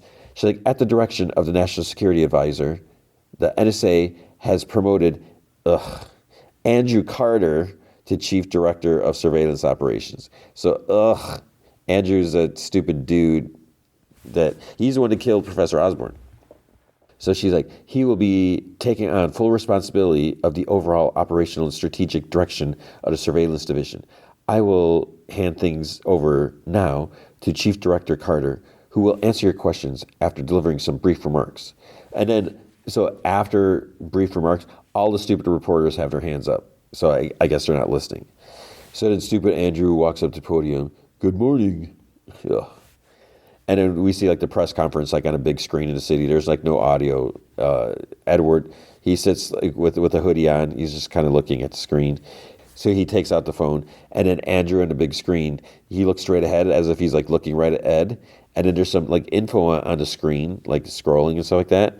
Then Edward hits the send button or the execute button. It does something. So I don't know if he's got some information on Andrew that he's going to leak out to the world or what he's trying to tell us. But that's the end. So he's on his own, and it looks like he's going to be using the Prime Finder as he sees fit. And I don't know what's going to happen to Taylor. Is she going to confess to the motorcycle accident or something to do with all this stuff? And, whatever happened with Jane. So I don't know, but I guess that's it, because it doesn't seem like there's going to be a second season. I mean, they could continue it with people trying to find Ed, but I don't know how that would be.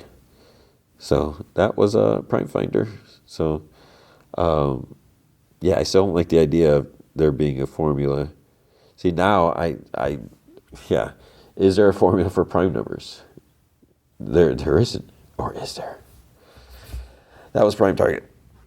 All right, now Cobra Kai Season 6, Episode 15, Ex Degenerate. So this is the last episode. That's it. No more after this. Johnny's drinking a bottle of booze. He's in a paper bag. He's like walking through a cemetery. He's like pretty scruffy. So it's August 10th, 2017. He stops at his mom's grave. So she died September 23rd, 2007. He's like, hey, Mom, I know it's been a little while since the last time I was here. So I was hoping to have my life more together before I came to see you again. So I guess that was just a pipe dream. I figured I'd better come see you now while I still can. Might not be able to get here for a little while. Got myself in a jam over at the Applebee's. And I don't know if they mentioned this before. Maybe. He's like, the police got involved.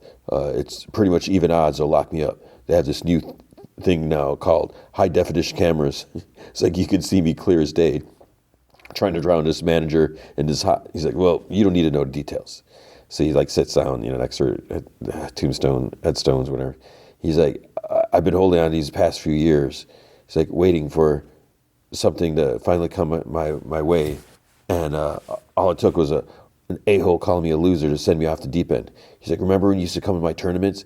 Everyone cheering my name? Felt like the whole world was behind me. Making you proud was the best thing I ever had.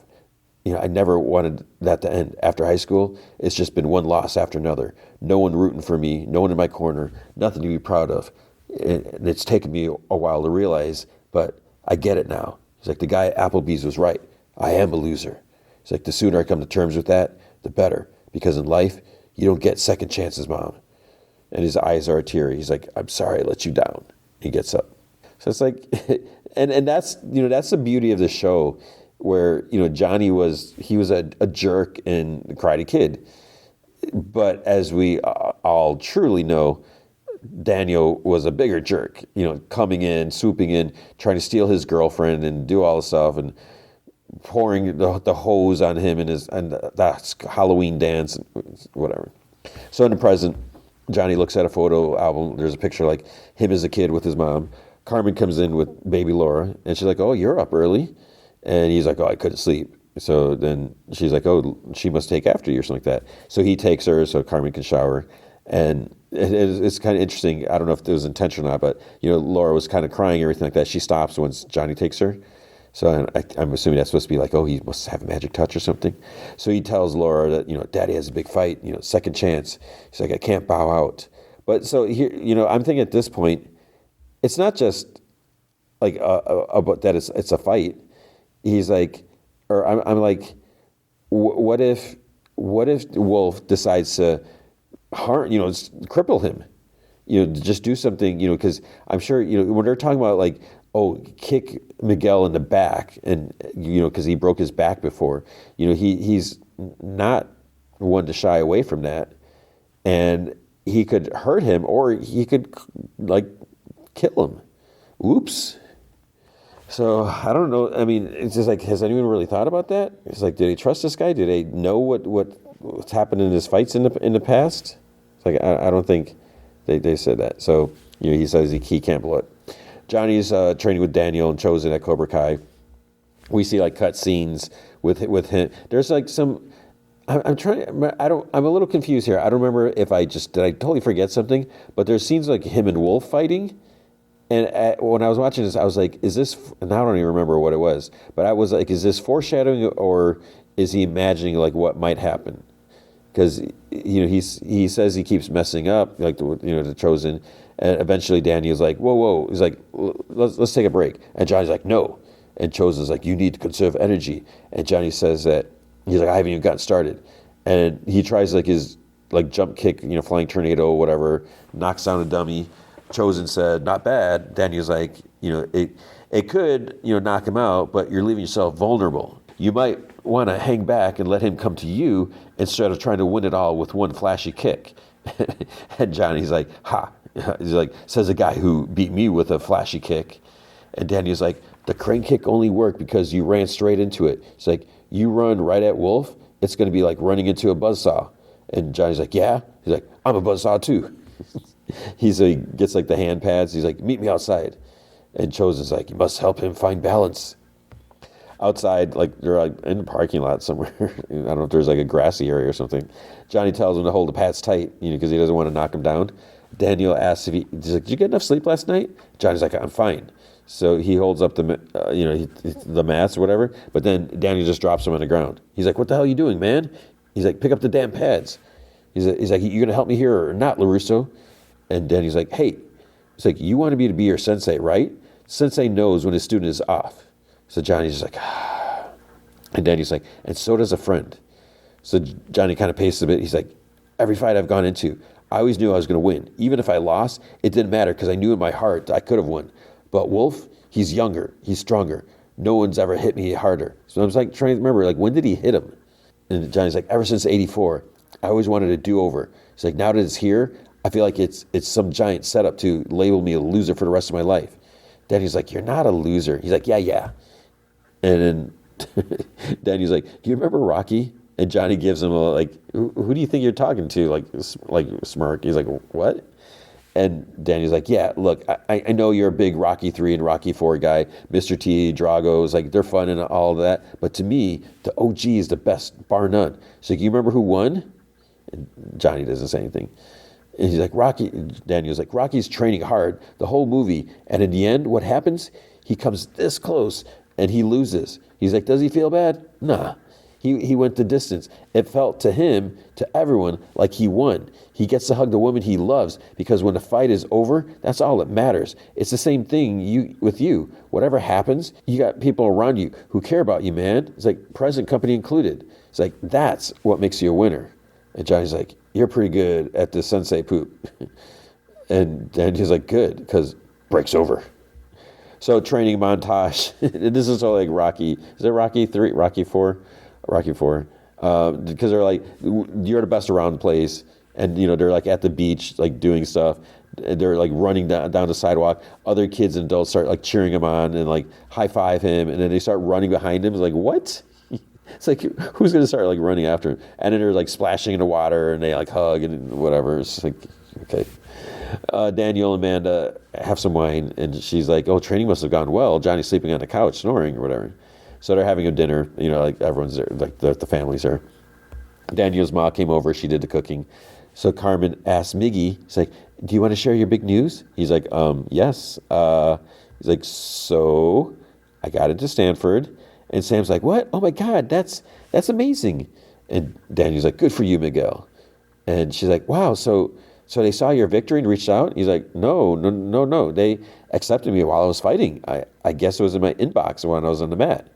Carmen's like, they wanted him for his hard work and his character, not just his badass karate skills. And Sam's like, you got what you always wanted. And he's like, and you're getting what you wanted. It's like, I guess it's a happy high school ending for the both of us, which is kind of sad. Danielle's mom's like, oh, and I almost forgot. I brought Samantha's graduation gift. And she's like, no, Grandma, you didn't have to. And she's like, nonsense. She's like, you get through high school, you get a gift. That's how it works. So she pulls out this kind of like little long box. It turns out it's a pearl necklace. And she's like, oh, wow, Grandma, that's beautiful. And Amanda looks at her. She's like, Lucille, are you sure? She's like, that must have cost a fortune. And Lucille, Ma, she's like, it didn't cost me a penny. She's like, Mr. Miyagi gave it to me. It's like, wait, what? She's like, it belonged to his mother. When he had to leave for Okinawa, his father gave it to him to sell in case he needed the money. Mr. Miyagi didn't sell it. It had too much sentimental value.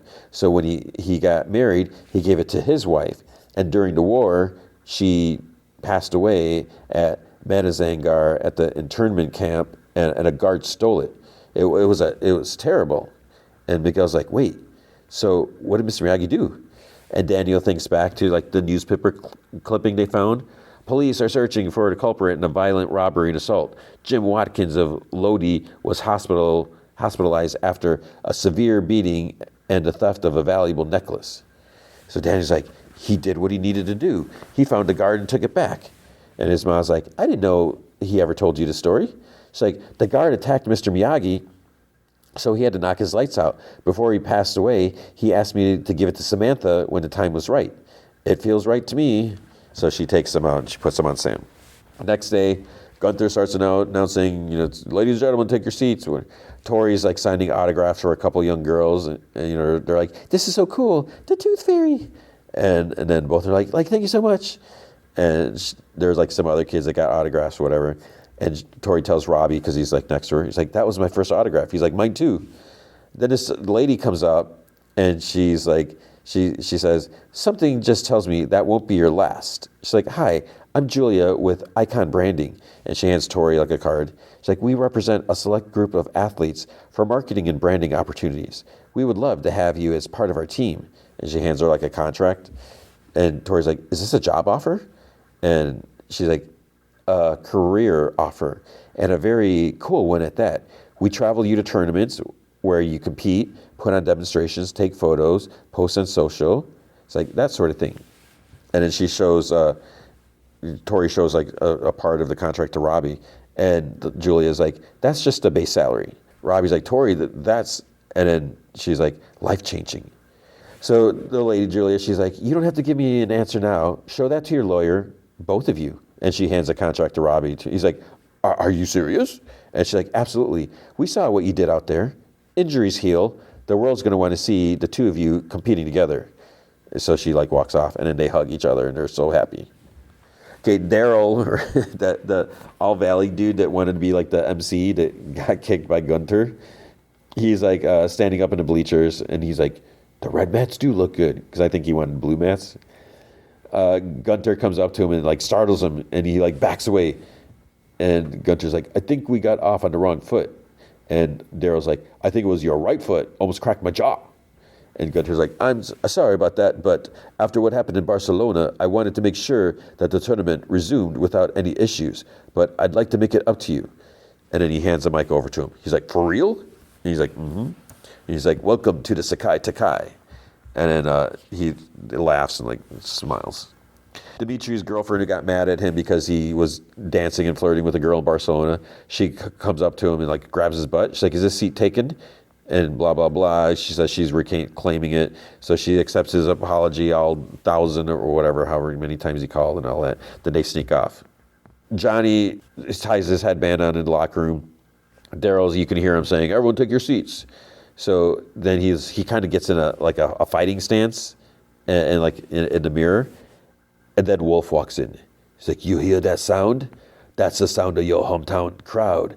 Everyone you know is here to watch this match. And Johnny's like, hey, if you think you came here to psych me out before the fight, you got another thing coming. And he like scoffs. He's like, I'm not here to psych you out. This is going to be easy. And Johnny kind of steps closer. He's like, I'm not going to make it easy. And Wolf's like, I do admire your confidence, especially in the face of a humiliating defeat. And Johnny's like, whatever happens, I have my family, my friends, I have my students. I'm already a winner, man. And Wolf chuckles. Well, that's half true. After this fight, your family will be there for you, to console you, to tell you everything's going to be all right, to hold your hand while you're carried out of here on a stretcher. See, so he's planning to hurt him. But what they don't know is how it actually feels to lose a fight of this magnitude. But you do, because you've been there. You know what it's like to be on the other side. And you know it's going to haunt you for the rest of your life. And with the cameras and the coverage that this fight brings, your family and friends, well, they'll never forget. Even your little one. She might not be aware now, but the kids at school will call her a loser, just like her father. And Johnny swings, Wolf blocks, grabs his arm, twists it behind Johnny's back, and it's almost like there's cracking. He's like, I don't think he's cracking anything. He's probably just rubbing bones together. I don't know. He's like, I could break you right now, but we'll save it for the cameras. And he shoves him forward, and he crashes into the lockers. And he's just then he's just sitting there. And then Wolf looks down at Johnny. He's like, not so confident now, are we? And he just walks away, and Johnny just rubs his shoulder. So Daryl informs everyone it's karate time. This time it's the All Valley rules. 3 points win. So he mentions some stats. Wolf is undefeated in 7 karate circuits. But it's weird that Daryl has all these facts, and he has practice delivery spiel, everything he says. He just found out he was going to be the MC. And it's like he's, is he just that good at doing this sort of thing? But I don't know. When Wolf is announcing and comes out, he asks some of the kids, where's Silver? So, and that's the thing, I will say right now, there's no mention of Silver and Kreese, that the fact that they're just gone. No one heard about the explosion or anything like that. It's just never mentioned. So I thought that was interesting. So the kids just shake their head. They don't know where he's at. So Cobra Kai is announced. Chosen and Daniel step out of smoke first, and they're dressed in black. Amanda says to Carmen, she's like, I think I like Daniel in the black gi. Then the Miyagi-Do kids come out, all in black Cobra Kai gis. I'm like, what? Miyagi-Do basically gets eliminated. So we're all going to join Cobra Kai now. It seems kind of silly. There's lots of cheers for Cobra Kai and Johnny. And Johnny seems a little nervous, kind of stiff. He's looks at the crowd and the lights and cameras. And Daniel asks him when he walks by, he's like, are you okay? He's like, yeah, I'm fine. And then both come out on the mat. The ref, I forgot his name, Vandal. No, I forgot what his name is. He says he wants a good, clean fight. He's like, the whole world is watching. So Wolf kind of smirks at Johnny when he bows. And so ready, set, fight. Johnny comes punching and kicking. Wolf either dodges back or blocks. Is that all? And he touches his chin. He's like, come on. He's like, right here. So lots of blocks. The Wolf spins and then kind of back kicks Johnny in the chest. Point. And it kind of looks like it hurt. So Johnny's like, ah. Daniel says to Chosen, something's wrong. It's like, I've never seen him like this. It's like and Chosen's afraid. So the fight, Wolf lunges and Johnny kind of flinches back and Wolf's smirks. He's like, come on, old man, let's go. So swing, swing, swing, and bam, Johnny gets hit in the back of the head. No point, illegal contact to the back of the head. And he's like, my mistake. And it's like, yeah, sure. Ready, fight. Johnny comes out, kicks high. Wolf easily dodges. Pathetic. So swing, swing, swing, bam. Johnny gets hit in the nose. No point. Direct elbow to the mouth. Next time, there's some guys at the bar. They're like, that's got to be illegal, whatever. So the ref's like, next time, there's going to be a 1 point deduction. And Wolf's like, well, I'll be more careful next time, then I promise. But it's okay, I feel like you can do these illegal moves, you won't get a point, but it's you don't get penalized. I mean, you get two illegal hits before they start doing something about it. Because, I mean, the hits are going to hurt, and it's going to, take away a little, whatever. So they're about to start, and then the ref calls time because Johnny's bleeding. I don't think it was his nose. I think it was just his lip. So he tells him to go to his corner. So Chosen's like, you must control fight. Use angles to counter his attack. And Johnny's like, I'm trying. He's too fast. He's too strong. And then Daniel's like, since when have you cared about that? He's like, let go of the pressure. He's like, I told you. It doesn't matter if you win. You just have to do your best. He's like, yeah. So Wolf does this like kind of stupid leap, like from his knees, because he was just like on his knees during the timeout, whatever. He gets into stance. Playtime's over. So he comes out moving quickly, spins, he kicks Johnny in the face. Point. So now it's 2-0. So one more, and he wins. And it's just crazy that like the Iron Dragons can still win the Sekai Takai, even though both of their fighters lost to individuals. But I guess it's all about the other points as well. It just seems kind of silly. Daniel's like, he's way off balance. And he's like, I'm not sure Miyagi-Do is going to help. So Chosen's like, then try something else. He's like, you know how his mind works, Daniel-san. He's like, you are his sensei. Wolf wants to obliterate him. You must do something. So Wolf's like, don't worry. It'll all be over soon. Daniel calls timeout. And then Johnny's like, look, LaRusso, there's nothing you can say. It's like, this guy just knows his poop. He's on a whole other level. And Daniel's like, what dojo are you fighting for? And Johnny's like, what? What dojo are you fighting for? Cobra Kai. And does defeat exist in your dojo? Does it? And Johnny's like, no. And Daniel just says, does fear exist in your dojo? No.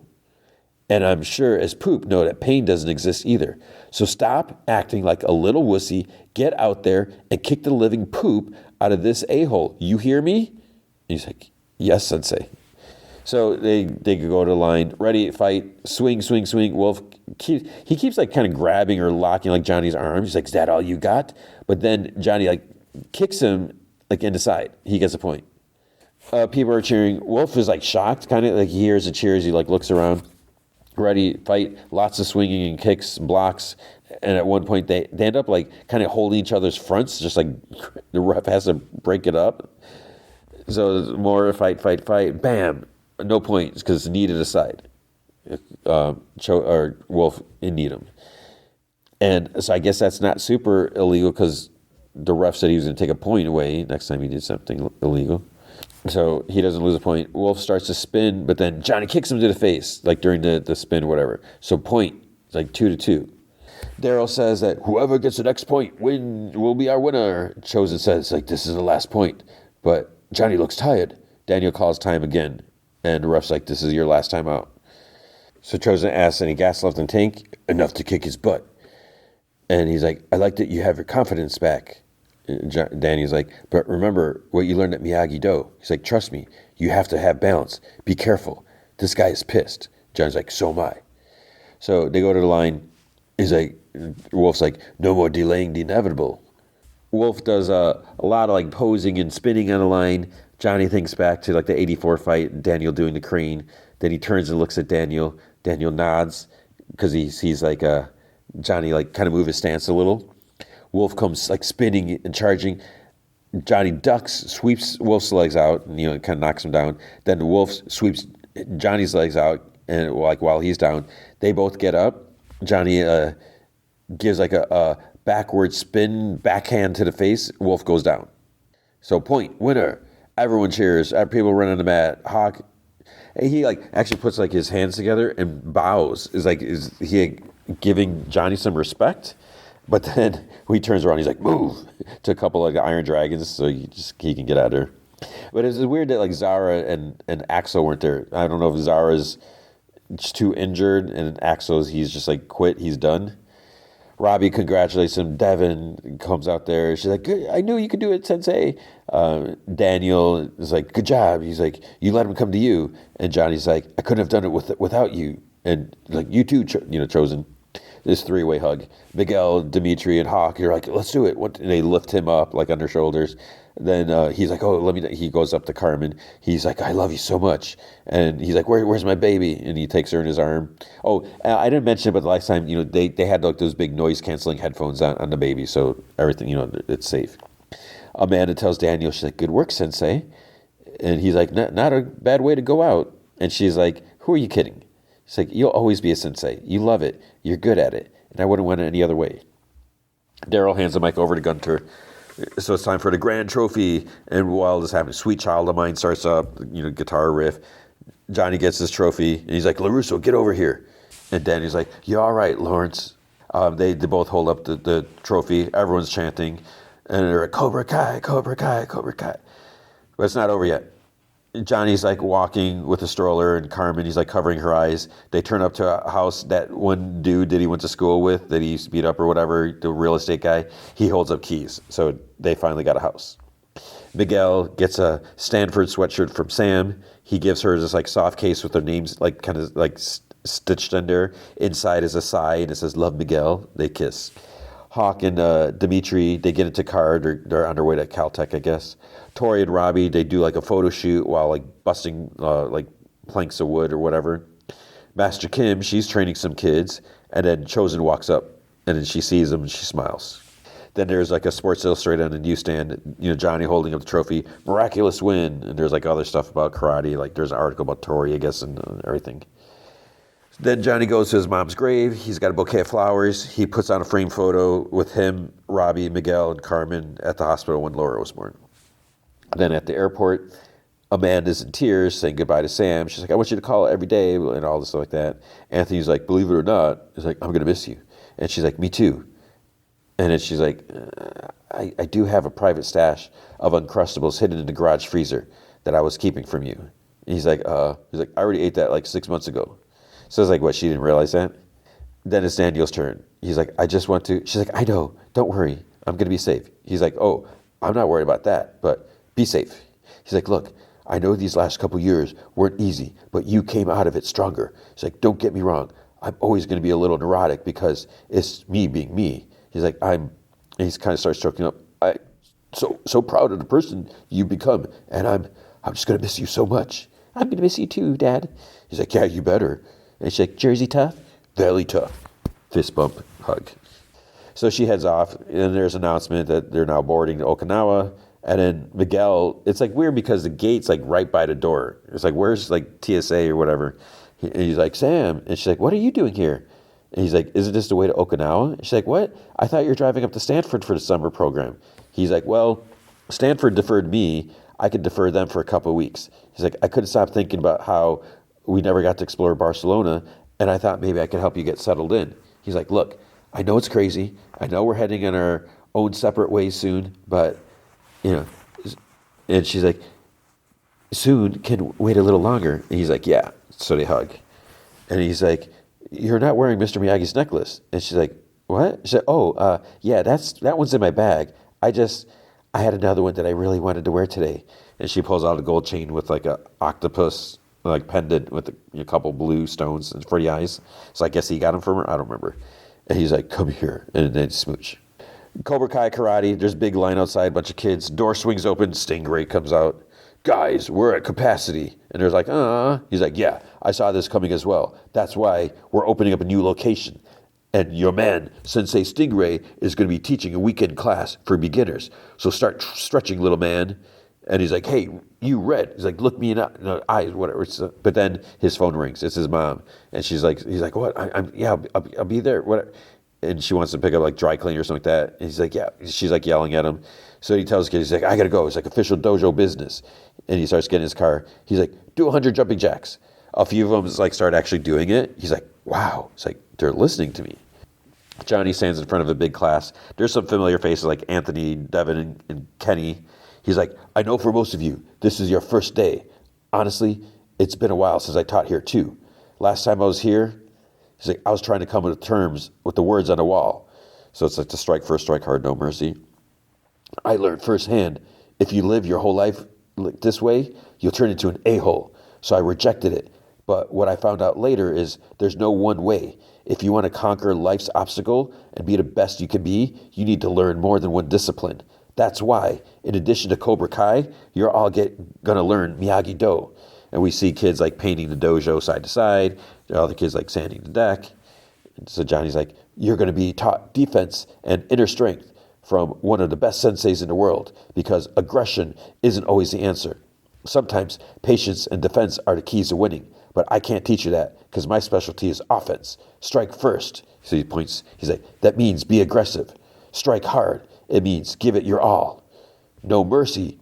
It means not being Mr. Nice Guy. It's the hardest one to understand. But the fact is, if you're too nice, the world's gonna walk all over you. A lot of you have been told your whole life that you're special. Well, that's about to change. He's like, that's right. I'm talking to you, Four Eyes. He's like, good God, take those glasses off. He's like, get a cooler pair. You're like really big glasses. Get a cooler pair, get some contact lenses. But I never want to see those in this dojo again, understand? He's like, yes, Sensei. What? Yes, Sensei. We do not train to be merciful here. But I will bring out the best in you. Miguel Diaz may be a world champion, but when he first stepped foot into this dojo, he was a total dork. Like this kid right here. He's like, all right, maybe not as bad. But the fact is, Cobra Kai turned Miguel from a beta duckling into an alpha swan. So it doesn't matter how much of a loser you are right now. Give it time, and I'll make a champion out of you. All that matters is you stop being weak little crybabies and start being the strongest versions of yourself. He's like, can you do that? Yes, Sensei. What was that? Yes, Sensei. I can't hear you. Yes, Sensei. And he smiles. And that's the end, right? Not quite. So this is like a weird segue. So you see like some people getting some sushi, and then one guy's like pitching his show. He's like, so the show would be set in Hill Valley, alternate 1985. And I'm like, wait, Hill Valley? They're talking about the Valley in Karate Kid, but Hill Valley and plus 1985 is like Back to the Future. He's like, we need Wilson, Thompson, and Zane. So Leah Thompson, Billy Zane, like Wilson. I'm not sure who is Wilson, but oh yeah. He's like, and we get them, we get the green light. So the other guy's like, well, Billy's a friend. He's like, he did an art piece for my foyer. He's like, it's an easy call to make. I feel like, why not get Crispin too? Maybe Mike to direct. But then the camera shifts over Daniel. So there's like absolutely no point to that I realize, that I know of. Daniel and Johnny are in the same restaurant, they're sitting at a table by the window. Johnny mentions that the All Valley, and he says his kids are, he keep bringing it up, and Daniel's like, it'll be here before you know it. And then Daniel's like, that reminds me, I was thinking maybe it'll be good for Anthony to enter as Cobra Kai. He's like, it'll probably be good for him to have a neutral sensei. And Johnny's like, hell yeah. He's like, works for me. Kid's really coming into his own. And I was thinking that Devin could fight for Miyagi-Do. She could use a little more defense. He's like, hey, I've been meaning to ask you. You get one of these in the mail? He pulls out an envelope. And Danny's like, it's probably a tax bill. He's like, didn't I pay taxes when I bought the place? And Danny's like, yeah, you did. And you're going to have to pay that bill too. He's like, are you serious? He's like, yeah, it's no difference than your business tax that you pay for the dojo. And Johnny just looks at him. And Danny's like, I'm going to introduce you to my accountant. And Johnny's like, what? So you going to send me a bill too? And Danny's like, yeah.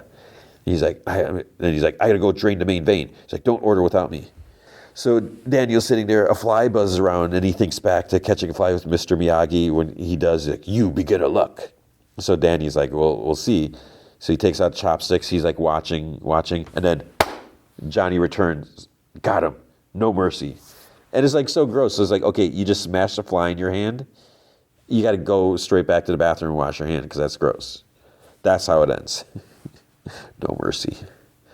So, I mean, so it was a fine ending, satisfying, because, I feel like, the point of the show when it started off, it was supposed to be, it's Cobra Kai. It's supposed to be focusing on Johnny because, Johnny was the real victim of Karate Kid and Daniel was the actual real bully. But then it kind of seemed like it was shifting gears a little bit, and it was more about Daniel and Johnny. They were kind of equal, so it wasn't so much, poor Johnny. It was like, poor both of them and just everything. And then them being friends and them being enemies and just all the kids and the rivalry and the karate wars and everything like that. And then I do, as cheesy as it is, I do like the fact that these two have, become such good friends. And, this episode gives us closure of everything. We see what's happening, with like Tori and Robbie, and with Dimitri and Hawk and Sam and Miguel. And, so Johnny's got his dojo and Daniel's still training and they're going to be working together. And so I think overall they did a good job. And with the fight, I thought the fight was ridiculous that's how they would settle things. Because if you had no offense to Kreese, but Kreese is an older guy. He's not going to have the quick reflexes. He may have skills and everything, and some motor function, memory, whatever. But there's no way he could like fight someone like Wolf, who's like more than or less than like half his age or more, whatever. So it just seems like that's their contingency. It's like, oh, there's a tie, the sensei side. Maybe because dojos could have more than one sensei, but the fact that Johnny was the only one, I don't know. But the way they handle it here, it's good that they went back to like the 3-point rule rather than the 5 points and for hits and or whatever takedowns and all that.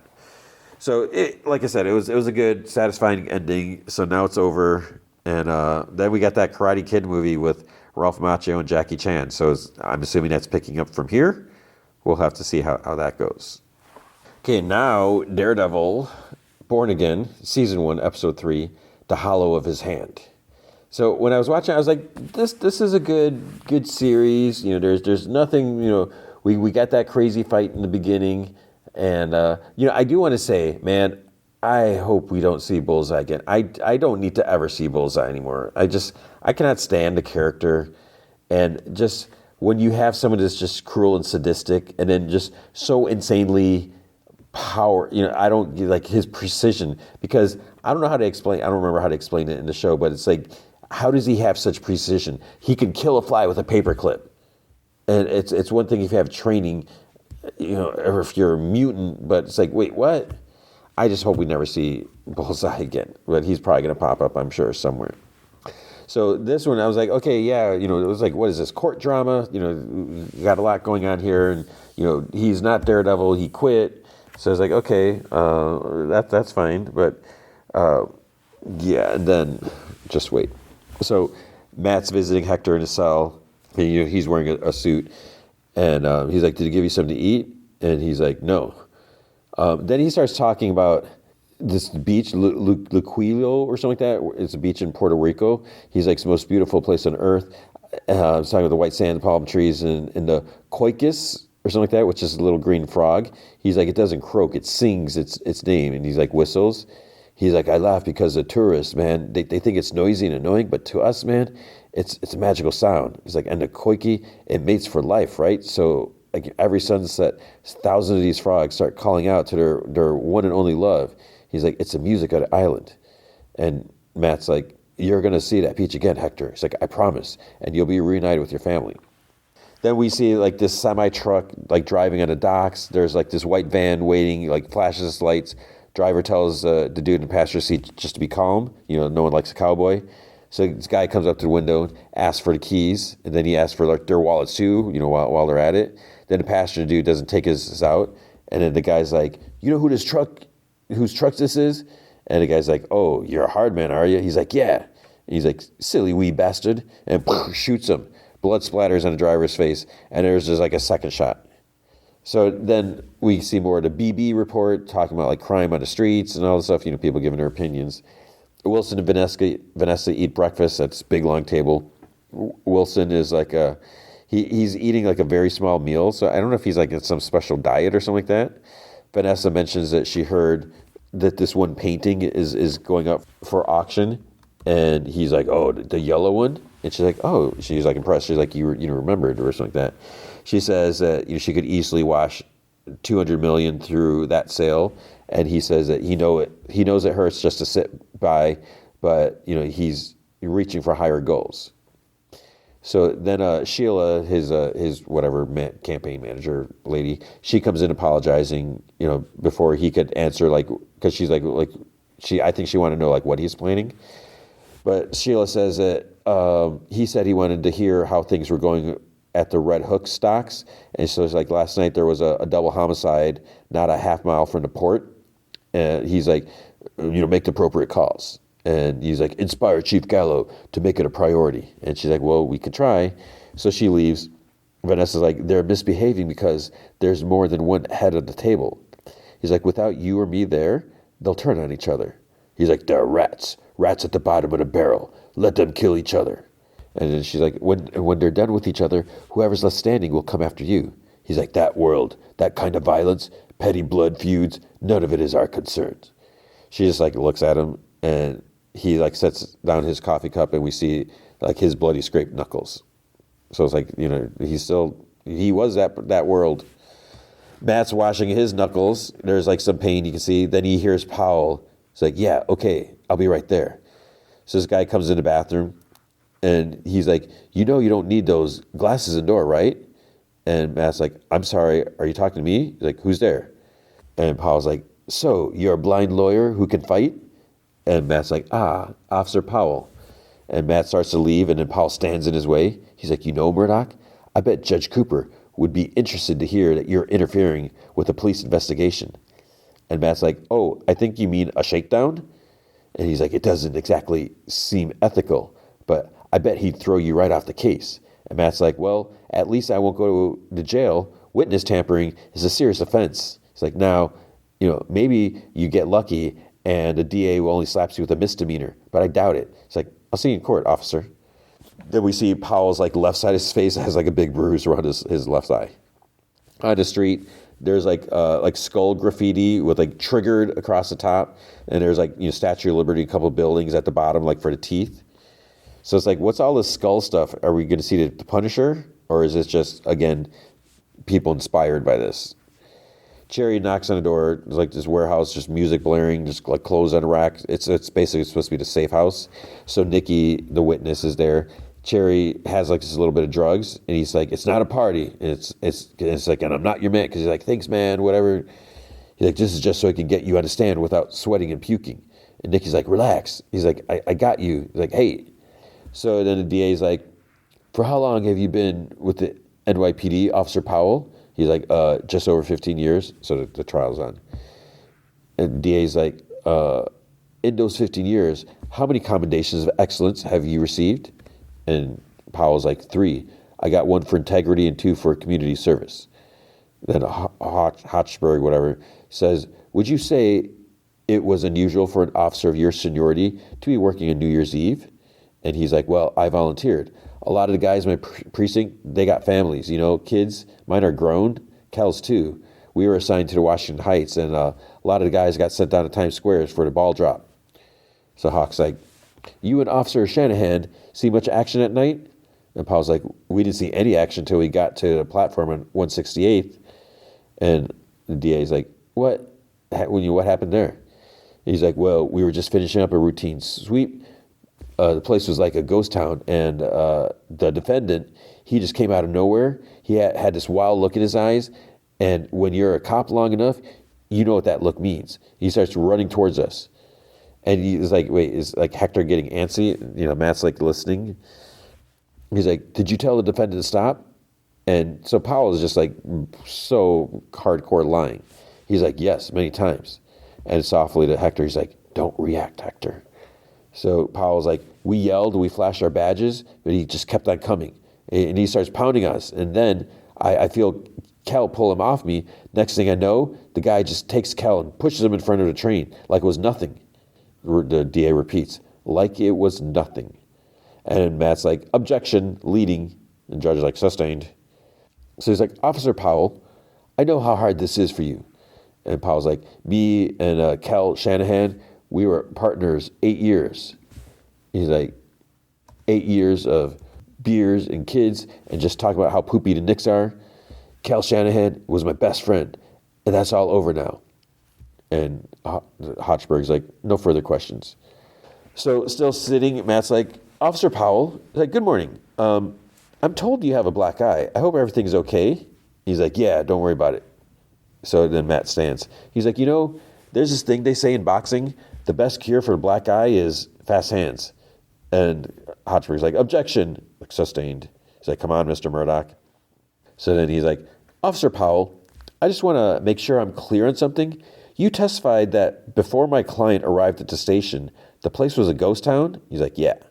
Meaning you and your partner were alone on the platform? Yes.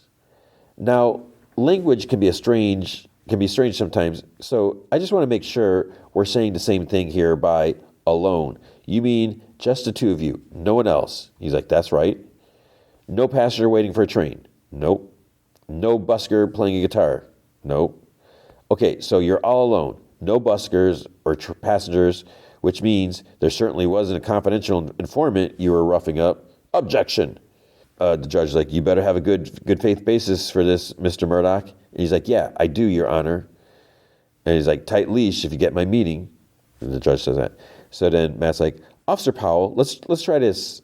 You ever met a man named Nicky Torres? And he's like, never heard of him. And Matt's like, that's curious, because as I understand it, Nicky Torres is a confidential informant who used to work with the NYPD. In fact, he used to work with you and Officer Shanahan directly. Officer Powell, did you and Officer Shanahan have an arranged meeting with Nicky Torres on a platform that night? And it's like a 6-second pause. He's like, I told you I don't know him. And Matt's like, yeah, you did say that. Thank you. And he hears an officer in the seats, like, leans over to another one's like, Torres cannot testify. And he has a skull tattoo on his neck. Like same thing that Powell has on his wrist. So Cherry gets like a cleaned up Nicky in a van. But it's like, is someone watching him? Because like when Cherry first came there, it almost looked like someone was watching from across the street. And you can't tell, like they did this in Prime Target too, where it's like, is it just the camera angle or are we looking at the perspective of someone watching them? So the recess in courtroom, Kirsten keeps like looking at the door and Matt's like, reading Braille. He's like, looking at the door isn't going to get them here any faster. And she's like, who says I'm looking at the door?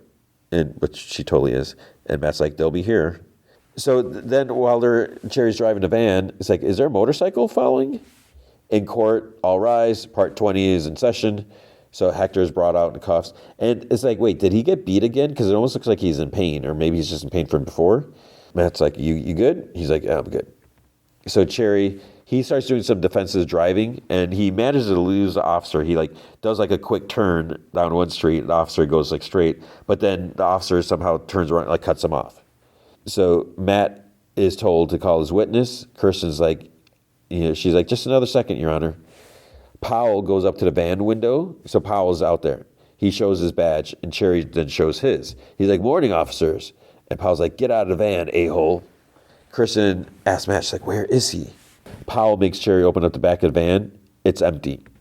So then Nicky and the guy that was at the safe house, like watching him, that Cherry was like talked to, they exit a cab. They cross the street, go in the courtroom. Kirsten tells Matt, it's like, they're here, he sighs. So he stands.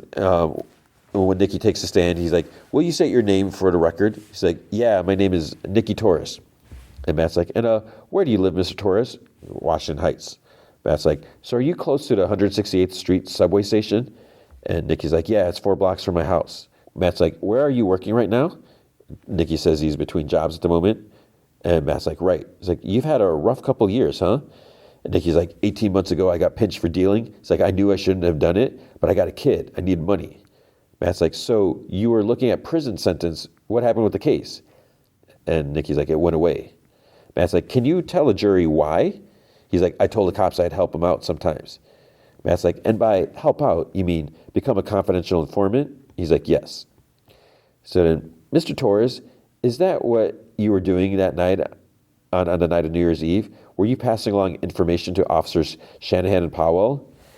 And he looks at the officers, like they're all like staring at him, and his heart's beating faster. And Matt's like, remember, you're under oath. So then he bows his head. He's like, no, I was at home all night. So he chickened out.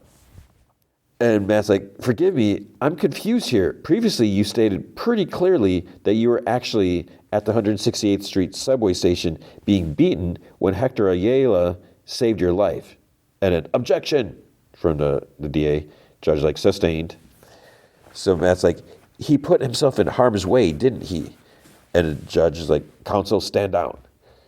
So he like walks over to their table and he whispers, he's like, well, this is BS. Kirsten's like, just end it. And the judge's like, well, what's it going to be, Mr. Murdoch? He's like, I withdraw the witness, Your Honor. And the judge's like, Mr. Torres, you are dismissed. So that didn't work out. This fancy car pulls up to, like under an overpass or something like that. That guy Buck that works for Kingpin for Wilson for Fisk, he's wearing a suit. He's met by these 3 goons that we saw him at the meeting with Vanessa. So he's like, the one guy's like, the mayor's 30 minutes late. And Buck's like, he won't be joining us. Now, the shootout 2 days ago at the port is just the latest in a long line of very noisy mistakes. Like truck hijackings and violence at the docks, a gang war. These are all headlines splashed across the front page of the Examiner. It all ends today. And so one of the goons like, we don't take orders from you, son. It's like, that's not how things work. And Buck's like, Luca, this is what you owe Victor. He like piece of paper. He's like, restitution. And it's like, he's like 1.8. It's like, I like the sound of that. And Luca's like, are you out of your mind? And Victor's like, maybe next time hire guys who know how to hijack a truck. And Luke is like, maybe you shouldn't have hired a bunch of trigger-happy a-holes. And Buck's like, enough. He's like, you're proving my point. All this arguing, bloodshed, chaos, it's getting in the way. 1.8, that's the number. He turns to leave. And Luke is like, oh yeah? He's like, I got a better idea. How about I pay $0 to Victor, and you go tell Fisk, if he's got something to say to me, he can come tell me himself. He's like, I don't take orders from the mayor's errand boy. Buck stops walking. I don't work for the mayor. I work for the man. And he keeps walking. So he's saying he doesn't work for the mayor of New York. He's working for Wilson Fisk. So that means he doesn't have to play by the rules or by the books or whatever. At the law office, Kirsten's like, so he was fine when we prepped him. He's an annoying pain in the butt, but he was fine. So what the hell happened? And Matt's like, maybe the cops got to him, or maybe they threatened his kid. She's like, or maybe he was never on our side in the first place. Terry's like, so what do we have without Nikki? Matt's like, nothing. It's like our entire defense just got flushed down the toilet. Kirsten's like, maybe there's a paper trail, some kind of CI registration form or record of payments or something. We get that. We can recall him as a hostile witness. Terry's like, I looked. He's like, there's nothing. Powell did everything cash, kept it all off the books. And then Kirsten's like, he testified for him? Is there a case we can hang him with? Or hang on him? And he's like, nothing I found.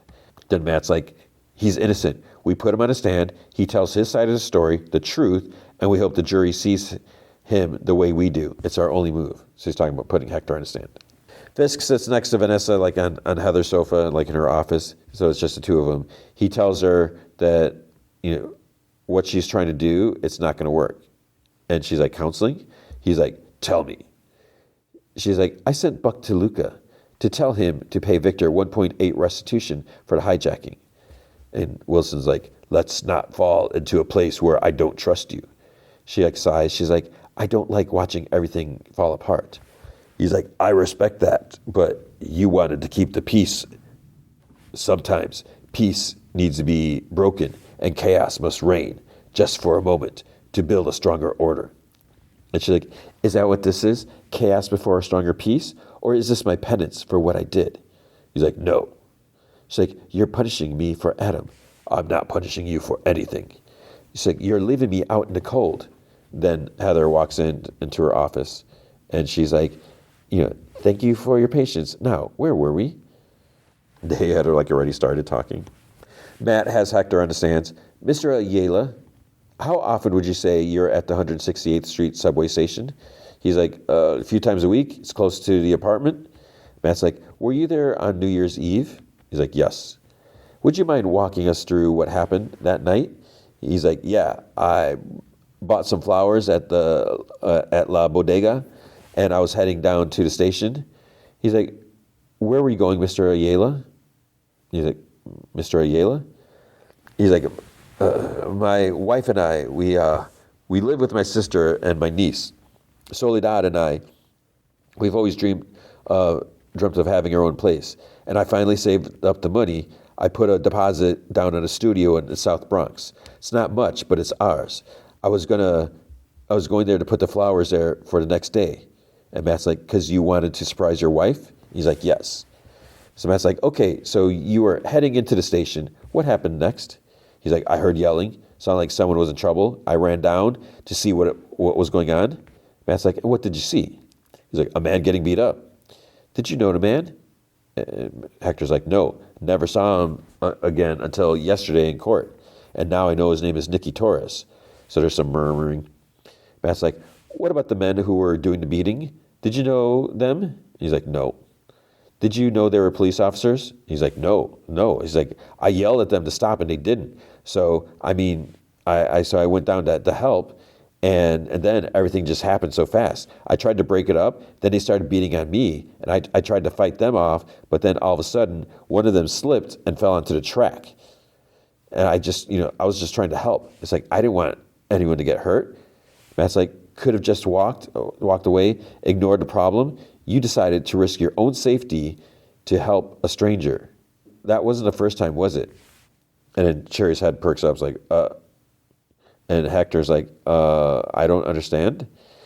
Matt's like, well, I'm just saying that you put yourself in harm's way before, many times. The question is why? And Hector's like, because he was in trouble? Matt's like, you intervened that night because you're a hero. And Chris is like, Matt, don't do this. Then he takes out of his bag, he takes the mask out. Mr. Ayala, yes or no? Are you the vigilante known as White Tiger? He holds up the mask. Hotspur's like, objection! And Matt's like, yes or no, Mr. Ayala? Order in my court. Because I was like, blah, blah, blah. Both of you in my chambers now. Cherry looks at Chris and holds up his hands like, well? And Hector's like just shocked. So Hotch is like, boy, you are a real slippery piece of poop. You know that?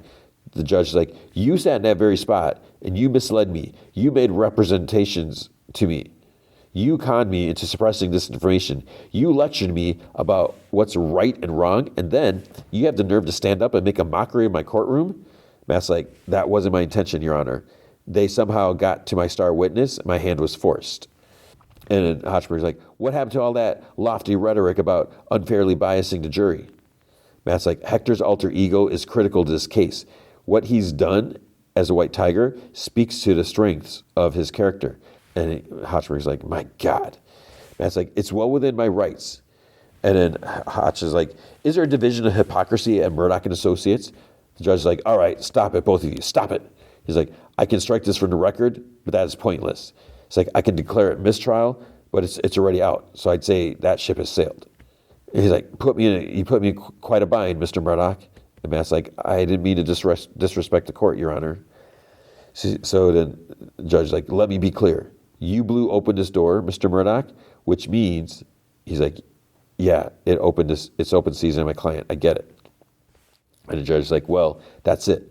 And Hotchberg, he kind of says after the judge walks out, and he says to Matt, he's like, I sit atop the pyramid of over 500 ADAs. And Matt's like, hmm? And Hotchberg's like, you're not going to be able to stumble into a traffic court without one of them up your butt. Hope it was worth it. So it's like he's threatening him. He's saying that if Matt ever goes up against one of his guys, they're gonna like go full force against him just because he's mad, because he's a baby. Like that's like an abuse of your position. So there's a BB report. One dude says that he doesn't think Mr. Ayala is going to get a fair trial. He's like, you know why? Because he's Puerto Rican. He's like, he's going to single him out. He's like, if you have enough evidence, he should go to prison. But I give him a fair trial, which I don't think he's going to get. Hector and Matt are sitting in Hector's cell. He's like, you should have asked me first. Matt's like, I know. And Hector's like, it wasn't your secret to tell. Matt's like, just trying to keep you out of prison, buddy. He's like, we were losing, and I had to take a big swing. He's like, you know, Hector, if you are acquitted, your White Tiger days are over. I mean, you know that, right? You can't ever put that suit back on. And Hector's like, I don't think you understand. Being a White Tiger is more than just putting on a suit. It's who I am. It's a calling. I didn't choose it. It chose me. He's like, you might as well ask me to stop breathing. And Matt like chuckles softly. There are other ways to help, other ways to contribute, ways that don't require a mask. You have to think about your family. Now, they need you. And for what it's worth, I think you might be surprised at how much you don't miss being him. So in a courtroom, there's a picture of a car on fire, and some dude, Michael's on the sand. It's like, we had just dropped our son off at a game. We were driving home, and this SUV, it runs a stop sign, just plows right into us. The engine caught on fire. I tried to open the door, but it was stuck. It's like I thought for sure we were dead, till all of a sudden, I see someone running towards us. It was White Tiger. He saved our lives. Then this young lady named Gianna, she's like, a few weeks ago I was leaving work. It was late, and I have to cut through this alley to get home. And this guy, he tries to grab me. I screamed, and then I saw he had a knife. I was so scared. If White Tiger hadn't been there, I don't know what would have happened. And Chris is like, and now let's hear from a more objective party. It's like, this is a police report filed by Officer Lucas Barlow. It's like, on the night of October 2nd at 2:38 a.m., I responded to an attempted burglary call. When I arrived, the suspect was hiding in an alley, and before I could draw my weapon, he attacked me without provocation.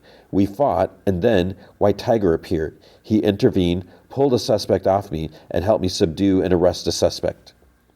So then Matt's like, more police reports, Officer Reyes, Officer Wrong, Officer Morales, Officer Grant.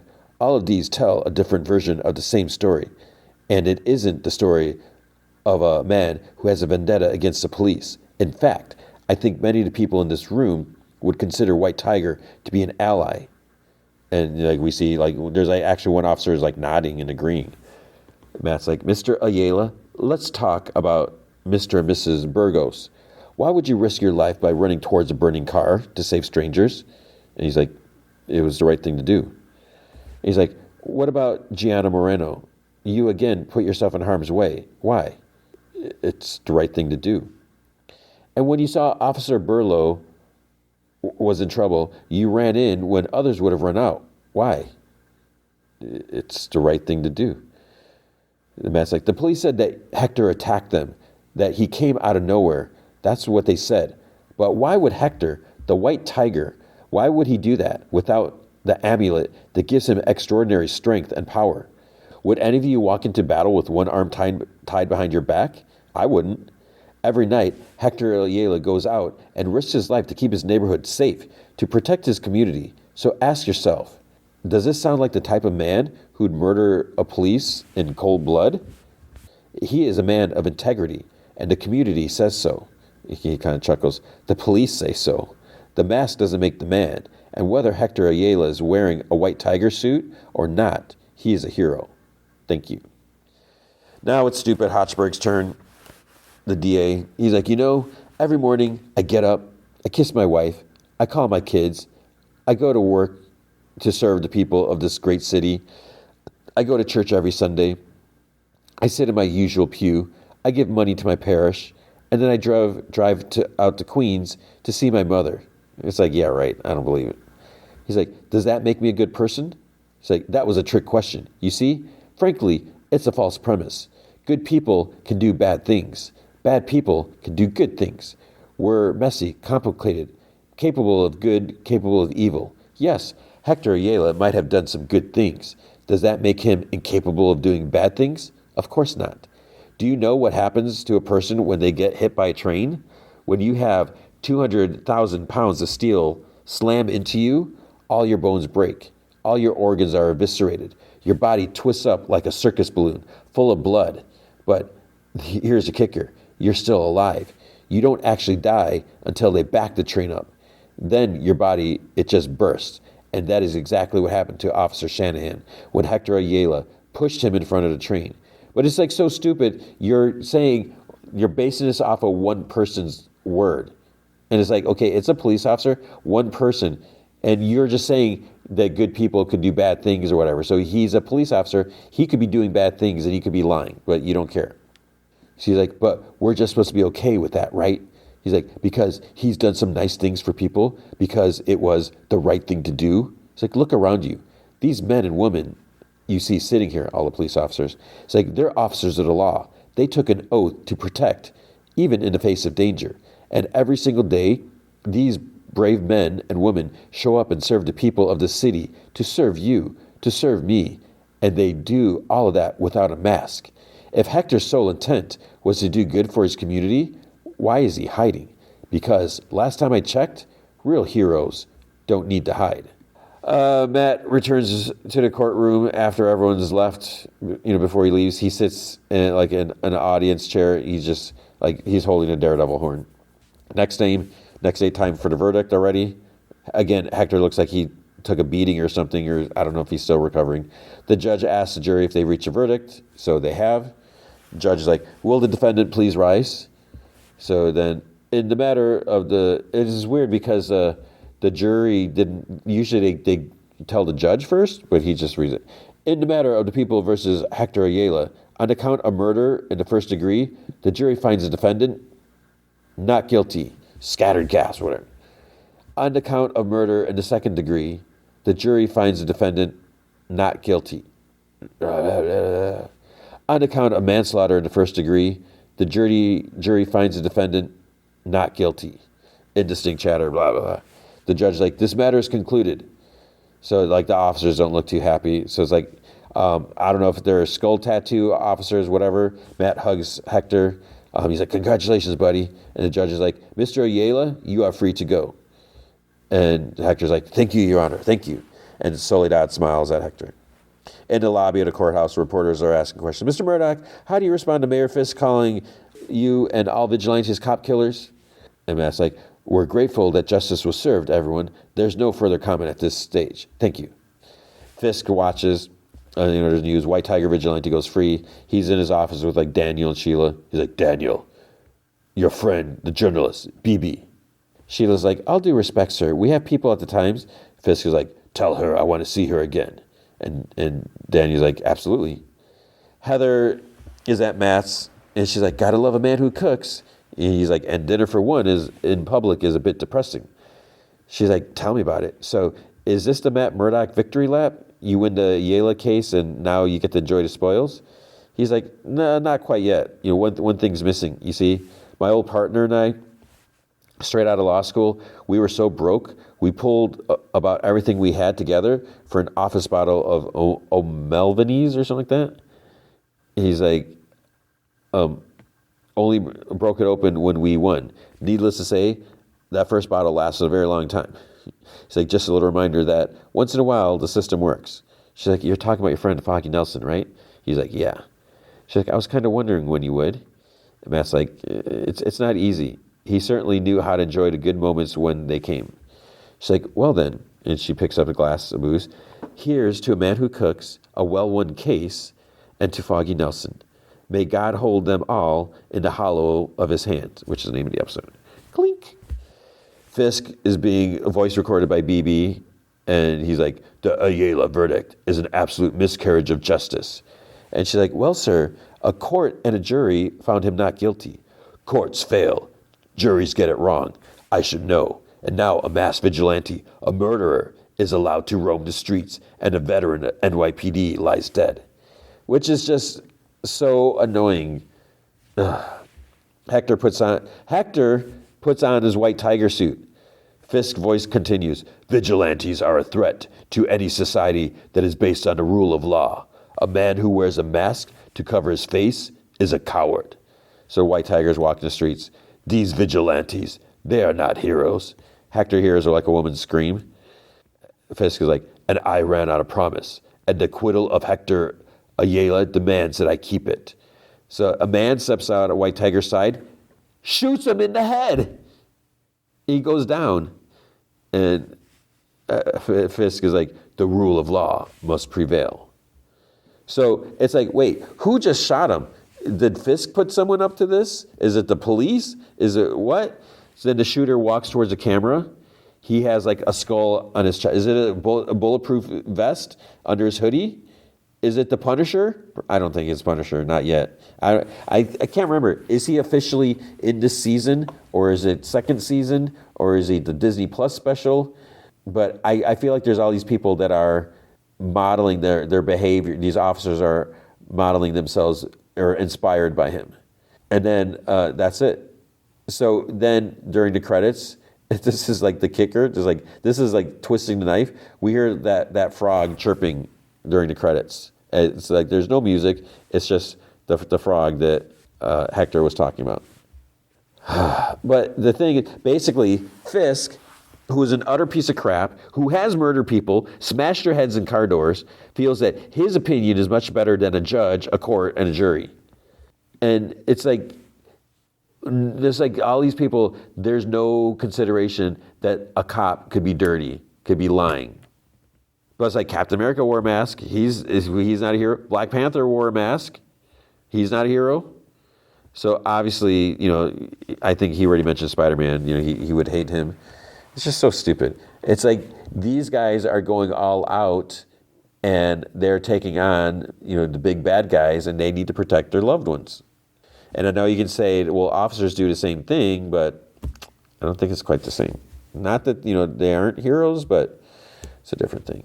So that ending, I did not expect them to do that. So how mystical is this talisman? Does it protect you from a point-blank gunshot? I don't think so. Maybe it does, but oh my goodness. So R.I.P. Hector Ayala. You won the case, but Matt told him not to put the suit on. Man. And now it is. I just thought about the preview. Never mind, you may not know what I'm talking about. It is now time. Preview theater, what I was going to say, if you remember. Call back to that. Let me know if you remember preview theater. And now it is time for the movie feature, Novocaine.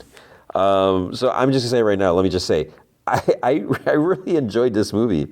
I didn't think I was going to like it so much. So Jack Quaid, he's good. Wee Huey on The Boys, he's fine. I think I'm not super crazy about the character. Sometimes, he's a little annoying or whatever, but he is a good character. He's one of the morally better characters on the show, even though sometimes whatever. But I was like, but the other thing about this is, Jacob Batalon. I mean, I feel bad. I find I don't think it's the actor himself. I don't know if it's the roles he plays, if it's how he portrays. I don't know what he's really like in person, but I cannot stand the Ned Leeds character. And the fact that they make the Ned Leeds character having magical abilities in the last movie that he could, it's like, what? And I don't know, just the way he talked, and then what show did I watch on? I think it was when I was watching Snowpiercer. I kept seeing previews for whatever that vampire show that he's in, and it's just like, and I feel like he's kind of playing the same roles where he kind of plays like, I hate to say it, he kind of plays like the schluck. He's not the athletic guy, but he's like kind of like awkward, and he's like the funny awkward, whatever. So he's in this. When I saw him, I'm like, oh man, he's in this movie. But I will say, I mean, he was fine in the movie. I don't think I can complain about him at all in this movie. But so when I saw this trailer, I was like, this is interesting. So what is this? And as I tend to look at the Wikipedia page, and what I like about it is they always give information. I was like, is this an original story? Because a lot of times I'm discovering, like Mickey 17, I didn't realize that was a book. It was based off a book, Mickey 7, I think it was. So it's always interesting when you see this. But apparently, this is it's written by Lars Jacobson, but it's, as far as I can see, it's not like a book. For some reason, I feel like this could be a book, because maybe like all ideas are coming from books. Because I don't know, it's just easier to adapt something than to write your own stuff. But it's written by Lars Jacobson. It was directed by Dan Burke and Robert Olson. And what it's about, the plot follows Nathan Kane, which is where Novocaine comes from, a bank executive with the inability to feel pain, which is an actual thing, who goes out to rescue his coworker after she's taken hostage by a group of bank robbers. So this congenital insensitivity to pain, CIP, is like what he has. I don't know if it's as quite the way it is portrayed in this movie, but that's it is a real thing. So basically, and I'm not going to try to spoil too much. I'll just kind of go based off what's in the trailer. So Nathan Kane, he has this defect, or this thing, and it's weird because when you first see it, it's like, okay, so he can't feel any pain, and so like in the movie, the Ned Leeds character, he's like, it's like, oh, you're like a superhero or whatever, but we see in his apartment, he all his corners, like all the sharp or whatever, are covered in tennis balls, and when he's in the office, he's pouring himself a cup of coffee, but it's filled with ice. Because I guess the thing is, he doesn't want to burn himself, because he's not going to know if he's going to burn himself. And I guess if he bumps into a sharp thing, I mean, you know if you bump into something, but you're not going to feel the pain. And I guess he's trying to avoid a bruise. So it's just kind of interesting how he's like so cautious, because while he's pouring himself coffee, he gets like kind of startled from behind, and the coffee spills on his hand. So he burns himself, but he doesn't feel it. And what's interesting is, so because of his condition, we find out that his parents kind of like really were protective of this, because he was told that he was probably not going to live past 25. And so, so he didn't have a lot of friends, kids. He tells the Amber Midthunder, who was in Prey, the Predator movie, the really cool Predator movie on Hulu. So they were. Let's back up. They work together, and he works at a bank. He's an assistant manager at a bank. She's like one of the tellers, and he's basically developed a crush on her. But because of his conditions, he stays at home, because she asked him, she's like, why don't you ever go to like the office, the happy hours or anything like that? And he's like, well, I'm just not very social. So she convinces him to go out to lunch, or she asks him, and he's like, nah, it's like, I brought my own lunch. And she's like, okay. But then he decides he's like, well, to go out with her. They go to a diner, and she's like, well, what are you going to have? He's like, nah, I'll just have a shake or something like that. So he doesn't want to get anything. And she gets this cherry pie, because she asks the waitress, like, do you have any of that? The waitress recognizes her, because she must go there. And she's like, there's one piece left. So she's like, this is the best pie, whatever. And then she takes a bite. She's like, you got to try this. He's like, no, I'm good. And she's like, no, you got to do it. And then he's like, okay, I got this condition or whatever. And he's like, I don't eat solid foods because I'm afraid that I might like bite my tongue and not realize it. And she's like, whoa. So that's pretty severe, because like, so the food that he had, because we see him in the morning, he makes like, puts a bunch of stuff in a blender, like drinks it. So all his food, he doesn't eat solid food. He puts everything in a blender and has to drink it. And he doesn't want to eat cherry pie. He finally tries it. He's like, oh my God, this is pie? So I guess he's never had pie. So they hit it off. She invites him out to like an art show, and he's like, yeah, I don't know. But then he ends up going. They talk, stuff happens, and then they hook up. So next day at work, he's kind of on cloud nine, because he's been infatuated with her, and of course, because he's been eyeing her from afar, it's probably built up, and because he hasn't really probably had any girlfriends before, so there's all this, and then some bank robbers come in, like dressed as Santa Claus.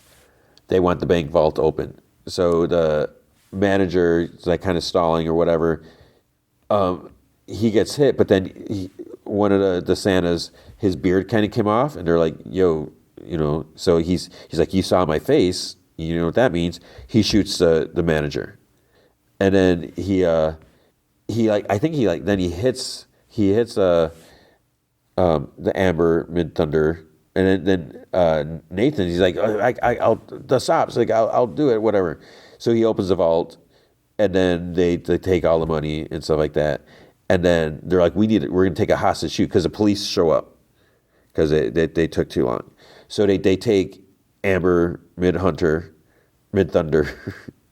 and Nathan's like, what do you do? And like, they go outside, they tell the cops put their guns down, because they have a hostage. They do that, and then they shoot the cops. So they go to leave, and then Nathan, he's what do I do? He goes out and he basically follows them, and then that's where the movie takes off. He needs to figure out where they are, because he like later like ends up like talking to a police officer on the phone. He's like, well, I heard that if hostages aren't found in the first 3 hours, that they get killed or something like that. So he wants to save her, and because they think he's in on it and stuff like that. So it just builds up from there. And if you see the trailer, he tracks one guy, he follows him. They end up in a kitchen, and he grabs like a hot pan, and it doesn't burn Nathan. The the robber grabs it, and he's like, "Oh, those are probably third-degree burns," whatever. And there's all this other stuff. As they're fighting, like the dude's gun falls into like a deep fryer thing. And again, this is all in the trailer, so I'm not like spoiling everything. And as they're struggling and stuff like that, then he's like sees the gun. He reaches into the hot oil. His hand comes out like crusted, just scalded, and he's got the gun because he can't feel pain. But now his hand is all scarred up, and like other stuff happens to him. I mean, again, if you've seen the trailer, you see other stuff that he does, and it's bad. But the thing is, he may not feel pain, but he can die. So he's got to be careful. But he's determined to save this woman. But of course, there's more to it than just that. Like there's like something else happened. It's like, oh man, it's like holy crap. What does that mean? So I found it. It's absurd. It's silly. It is definitely over the top. Like some of the stuff that happens, it's like, are you serious? But I found it entertaining. I was like glued to the seat. And one of the things that was interesting. Oh, so I didn't mention. Well, again, it's not a big deal. I ended up having to go to a different theater. Like my theater ended up canceling the preview. They probably didn't get the movie in time, so it could be ingested or whatever. I ended up having to go to another theater. I was like, I got to see this when I see it, so I can record. Keep stay on my schedule and all this. But what was interesting, there was like these two like older women in my row. There was like an older woman, and like I don't know if it was her grandma or no, it wouldn't be her grandma. It was probably like her mom or something like that. And I'm like, do these women know what this movie is about? Because this is going to be kind of violent. It's like, are they seeing it for Jack Quaid? I was like, what? But they seem to be enjoying it. I heard some chuckles and stuff like that. From a few seats down. So I just like I said, it was entertaining, and I was glued to it. Yeah, it was a lot of fun, and it was just absurd and ridiculous. But that's what you want in these movies. And because same thing. I saw a trailer for I forget what it's called. It's a Jason Statham new movie, Man of Working Man. I think it's Working Man. It's called. It's the next thing, and I was like, is this Beekeeper Part 2? Because I thought they were making a sequel. Because I think it's direct. I'm trying to. I forget who it's directed by. The guy that David Ayer, maybe? Didn't he do Beekeeper? Maybe not. But I think he's directing this movie. And it just looks like, Jason Statham going after the bad guys, taking them out. So it's kind of, this movie is kind of like that. But Jack Quaid is not like your typical action star. And, he's a little more bumbling. But the fact that he can't feel pain gives him that advantage. He's not an expert fighter or weapons master or anything like that. So it gets pretty ridiculous. As far as how the movie did, actually, let's see, critics, I'm kind of a little surprised with this. Critics on Rotten Tomatoes is at 81%. I mean, that's good. It's certified fresh, but it seems a little low. The audience, the popcorn meter, is at 87%. So that means the audience who aren't uptight and whatever ridiculous, they enjoyed the movie because that's what movies are about. You don't have to be all hoity-toity, like, oh, this is silly, or this, how does this happen? What? Just, did you have fun with it? Was there good production? Was there good acting, good casting? Was it a fun movie? Not, how serious is it or whatever. So the critic consensus, getting an adrenaline shot from Jack Quaid and Amber Midthunder's considerable charm while finding increasingly demented ways to utilize this concept. Novocaine is the opposite of a pain to watch. So, okay. All right, I'm not going to read more. We need to read the critics' things. As far as the movie goes, the budget, the budget was $18 million. As far as how much it made, it's opened against Black Bag, Opus, The Day to Earth Blew Up, a Looney Tunes movie. It's projected to gross 10 to 12 million. So if it's an 18 million budget, it's close to that opening weekend. It made 1.8 million from preview screenings. Okay, so that's not too bad. Will it be profitable? Maybe. We'll have to see. I think people should watch it. It doesn't need to be seen on big screen. Not necessarily, but there is something about the movie theater experience, and you need to go with that. I finally did one of those movie clubs, and I don't know why I didn't do this before. So like my theater, I think I'm paying like $20 a month, but I get 2 free movie tickets. Because like this movie, my theater charges like different rates based on the theater. So when it's on the giant screen, it costs more because it's a bigger screen. Whatever, okay, but that seems a little weird. And this movie ticket was gonna be like $19, and that's also paying like online service fees, because I buy my tickets online, so I can pick my seats, and so I don't have to worry about any of that stuff. So I was like, okay, I can pay $20 for the movie membership, or I paid like $19 for this movie, and ended up I had to pay $4 because this was like a premium upgrade movie. But still, $4. It's going to work out if I get 2 movies and pay $20. But now the thing, as I mentioned, because this movie got canceled, I had to go to a different theater. So I did pay to see this movie. Then I go to my theater, and I was like, can I just get a ticket for next week? Because since I used my pass, it's like I can't really get my money back, and I don't know if they're going to be able to add it back or whatever. And I was like, can I just go see Snow White next week? And I was like, and I don't care, I went to not a big screen theater. I was like, because I go to the smaller theaters. Because they're not that small. They're not whatever. And I was like, I don't care, because I was like, I used one of my movie passes, and I was like, I don't care about the $4 or whatever, just if we could just do it. And they're like, well, we can't, whatever. And she's like, well, I'll tell you what. She's like, well, I'll put the free pass back on your account, but and here's your ticket. So I paid. So I think I'm paying $4 to see Snow White, and I'm still getting another movie pass, and they roll over. So. It's at least this way, because how much did I spend on movies last year? I think it was like $470, I said.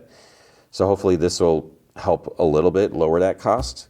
But it was a fun movie, and so I strongly support going to your local theater, because there's something about it. It's just fun. And hopefully you had fun listening to this podcast. That's going to be it. It was a fun movie. This was a fun episode, I hope. So thank you for listening. Big shout out to Andrew Loken. He is a big supporter. You can be a supporter by going to patreon.com/gmanfromheck. Any amount you can commit to will be awesome. If you commit at the Rick Jones tier or higher, you get access to the secret podcast from Heck, which is an additional 30 minutes of podcast entertainment every single week. I'm currently looking back at 1985's John Byrne's Fantastic Four issues. Like last week was the return of Jean Grey. Remember when that happened? I was like, what? That's crazy. So I'll probably do I'm sure I'm going to probably do the next Fantastic Four issue this week, but I'll probably do an off of mine soon as soon as I think of something or get inspired or whatever. I'm open to suggestions. What do you want to hear me talk about? I can talk about it could be any topic you want. What is it like recording a podcast, every week or whatever, I'm open to suggestions. But if you can't commit to a monthly commitment, you can also help out by going to coffee.com/gmanfromheck, and you can buy me a virtual cup of coffee or 3. That's ko-fi.com/gmanfromheck. And I bet you, as soon as I'm done recording, my sinuses are going to clear up. Because right now, I don't know if you can hear that. It's gross. And that did help a little bit. And I blow my nose, and sometimes nothing happens. This is a gross talk now. What is going to be on next week's episode? So I said it's Snow White. And I don't know what to think. There's this other movie called Ash that's coming out. It has Isa Gonzalez, and I think Aaron Paul, maybe. I really like Isa Gonzalez. I think she's really cool, and she's a good actress. I don't know how about that movie. It looks like it could be a little questionable because I haven't heard anything about it. But we'll see. But I'm definitely going to see. I'm going to go Snow White. I know there's a lot of hate over it, and I don't know if it's just off the one trailer. I know a lot of. I watched the trailer, but maybe I just didn't spend a lot of pay a lot of attention to it. But it just seems there's so much hate. Some people are complaining about the dwarfs, the CG. I mean that just seems kind of silly if people are all up in arms about that. But people they're not happy, or they just really have something against Rachel Zegler. And I don't know what I think in some interviews she may have made some comments or whatever, and that rubbed some people the wrong way. She was good in the Hunger Games movie. She can sing. I didn't see. Wasn't she in The Heights or a West Side Story? She was in something else. So she definitely can sing. I don't know if it was like some award show or something like that. She did I don't know if it might have been a song from Snow White or something. I saw it like on my Instagram, like Entertainment Weekly or one of the entertainment accounts I follow. And it was just like her and some dude on the guitar. I think it was someone else playing guitar. And she's got a good voice. She's got a strong voice. Should she be Snow White? Snow White. Why is she called Snow White? Because her skin is white as snow. Rachel Zegler is not. Skin is not white as snow. Does that matter? I mean, I'm sure it won't, for the sake of the story.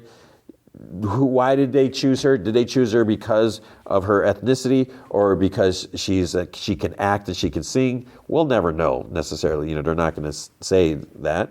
And then, Gal Gadot gets some hate sometimes, like, she was in the military. It's like, well, she didn't have a choice. Everyone in her country has to join the military or serve a term or whatever you call it. So I don't know. Is this going to be a horrible movie, or could it actually be good? But people are just the fact that people are just immediately saying this is going to be horrible, this is going to be horrible, I'm not going to see it, and all this stuff like that. Okay, that's fine. Don't stick to your convictions, whatever. Don't see the movie, but there's no reason saying you hate it, saying it's bad if you haven't seen it. And if you're basing, I don't know why I should save this for next week. If you're basing it off of one trailer, you got to be clear in that. You can't say this is going to be a horrible movie because sometimes trailers are rushed. Sometimes they're released when there's, before things are finally polished and all that. I just think it's kind of silly. So we'll see. Fingers crossed. I hope it's fine. And then what else? There's going to be more Daredevil, more Severance, and then I don't know what else there's going to be. I'm not sure if there's anything else coming up. That could be nice for me to kind of catch my breath before some other stuff. Because I know, I always forget when I get to this point. I know something else is starting up soon. It's not Spider-Man Noir. I feel like there's something coming up. But I'm as soon as I stop recording, I'll be like, yep, that was it. So that is going to be it for this. This is too long of an outro. I hope you enjoyed this episode. I hope you are doing well. I hope you are not stuffed up or congested like I am, because this is the worst. I hope you're taking care of yourself. I hope you're finding time to do fun things. And I hope you remember to be good to each other.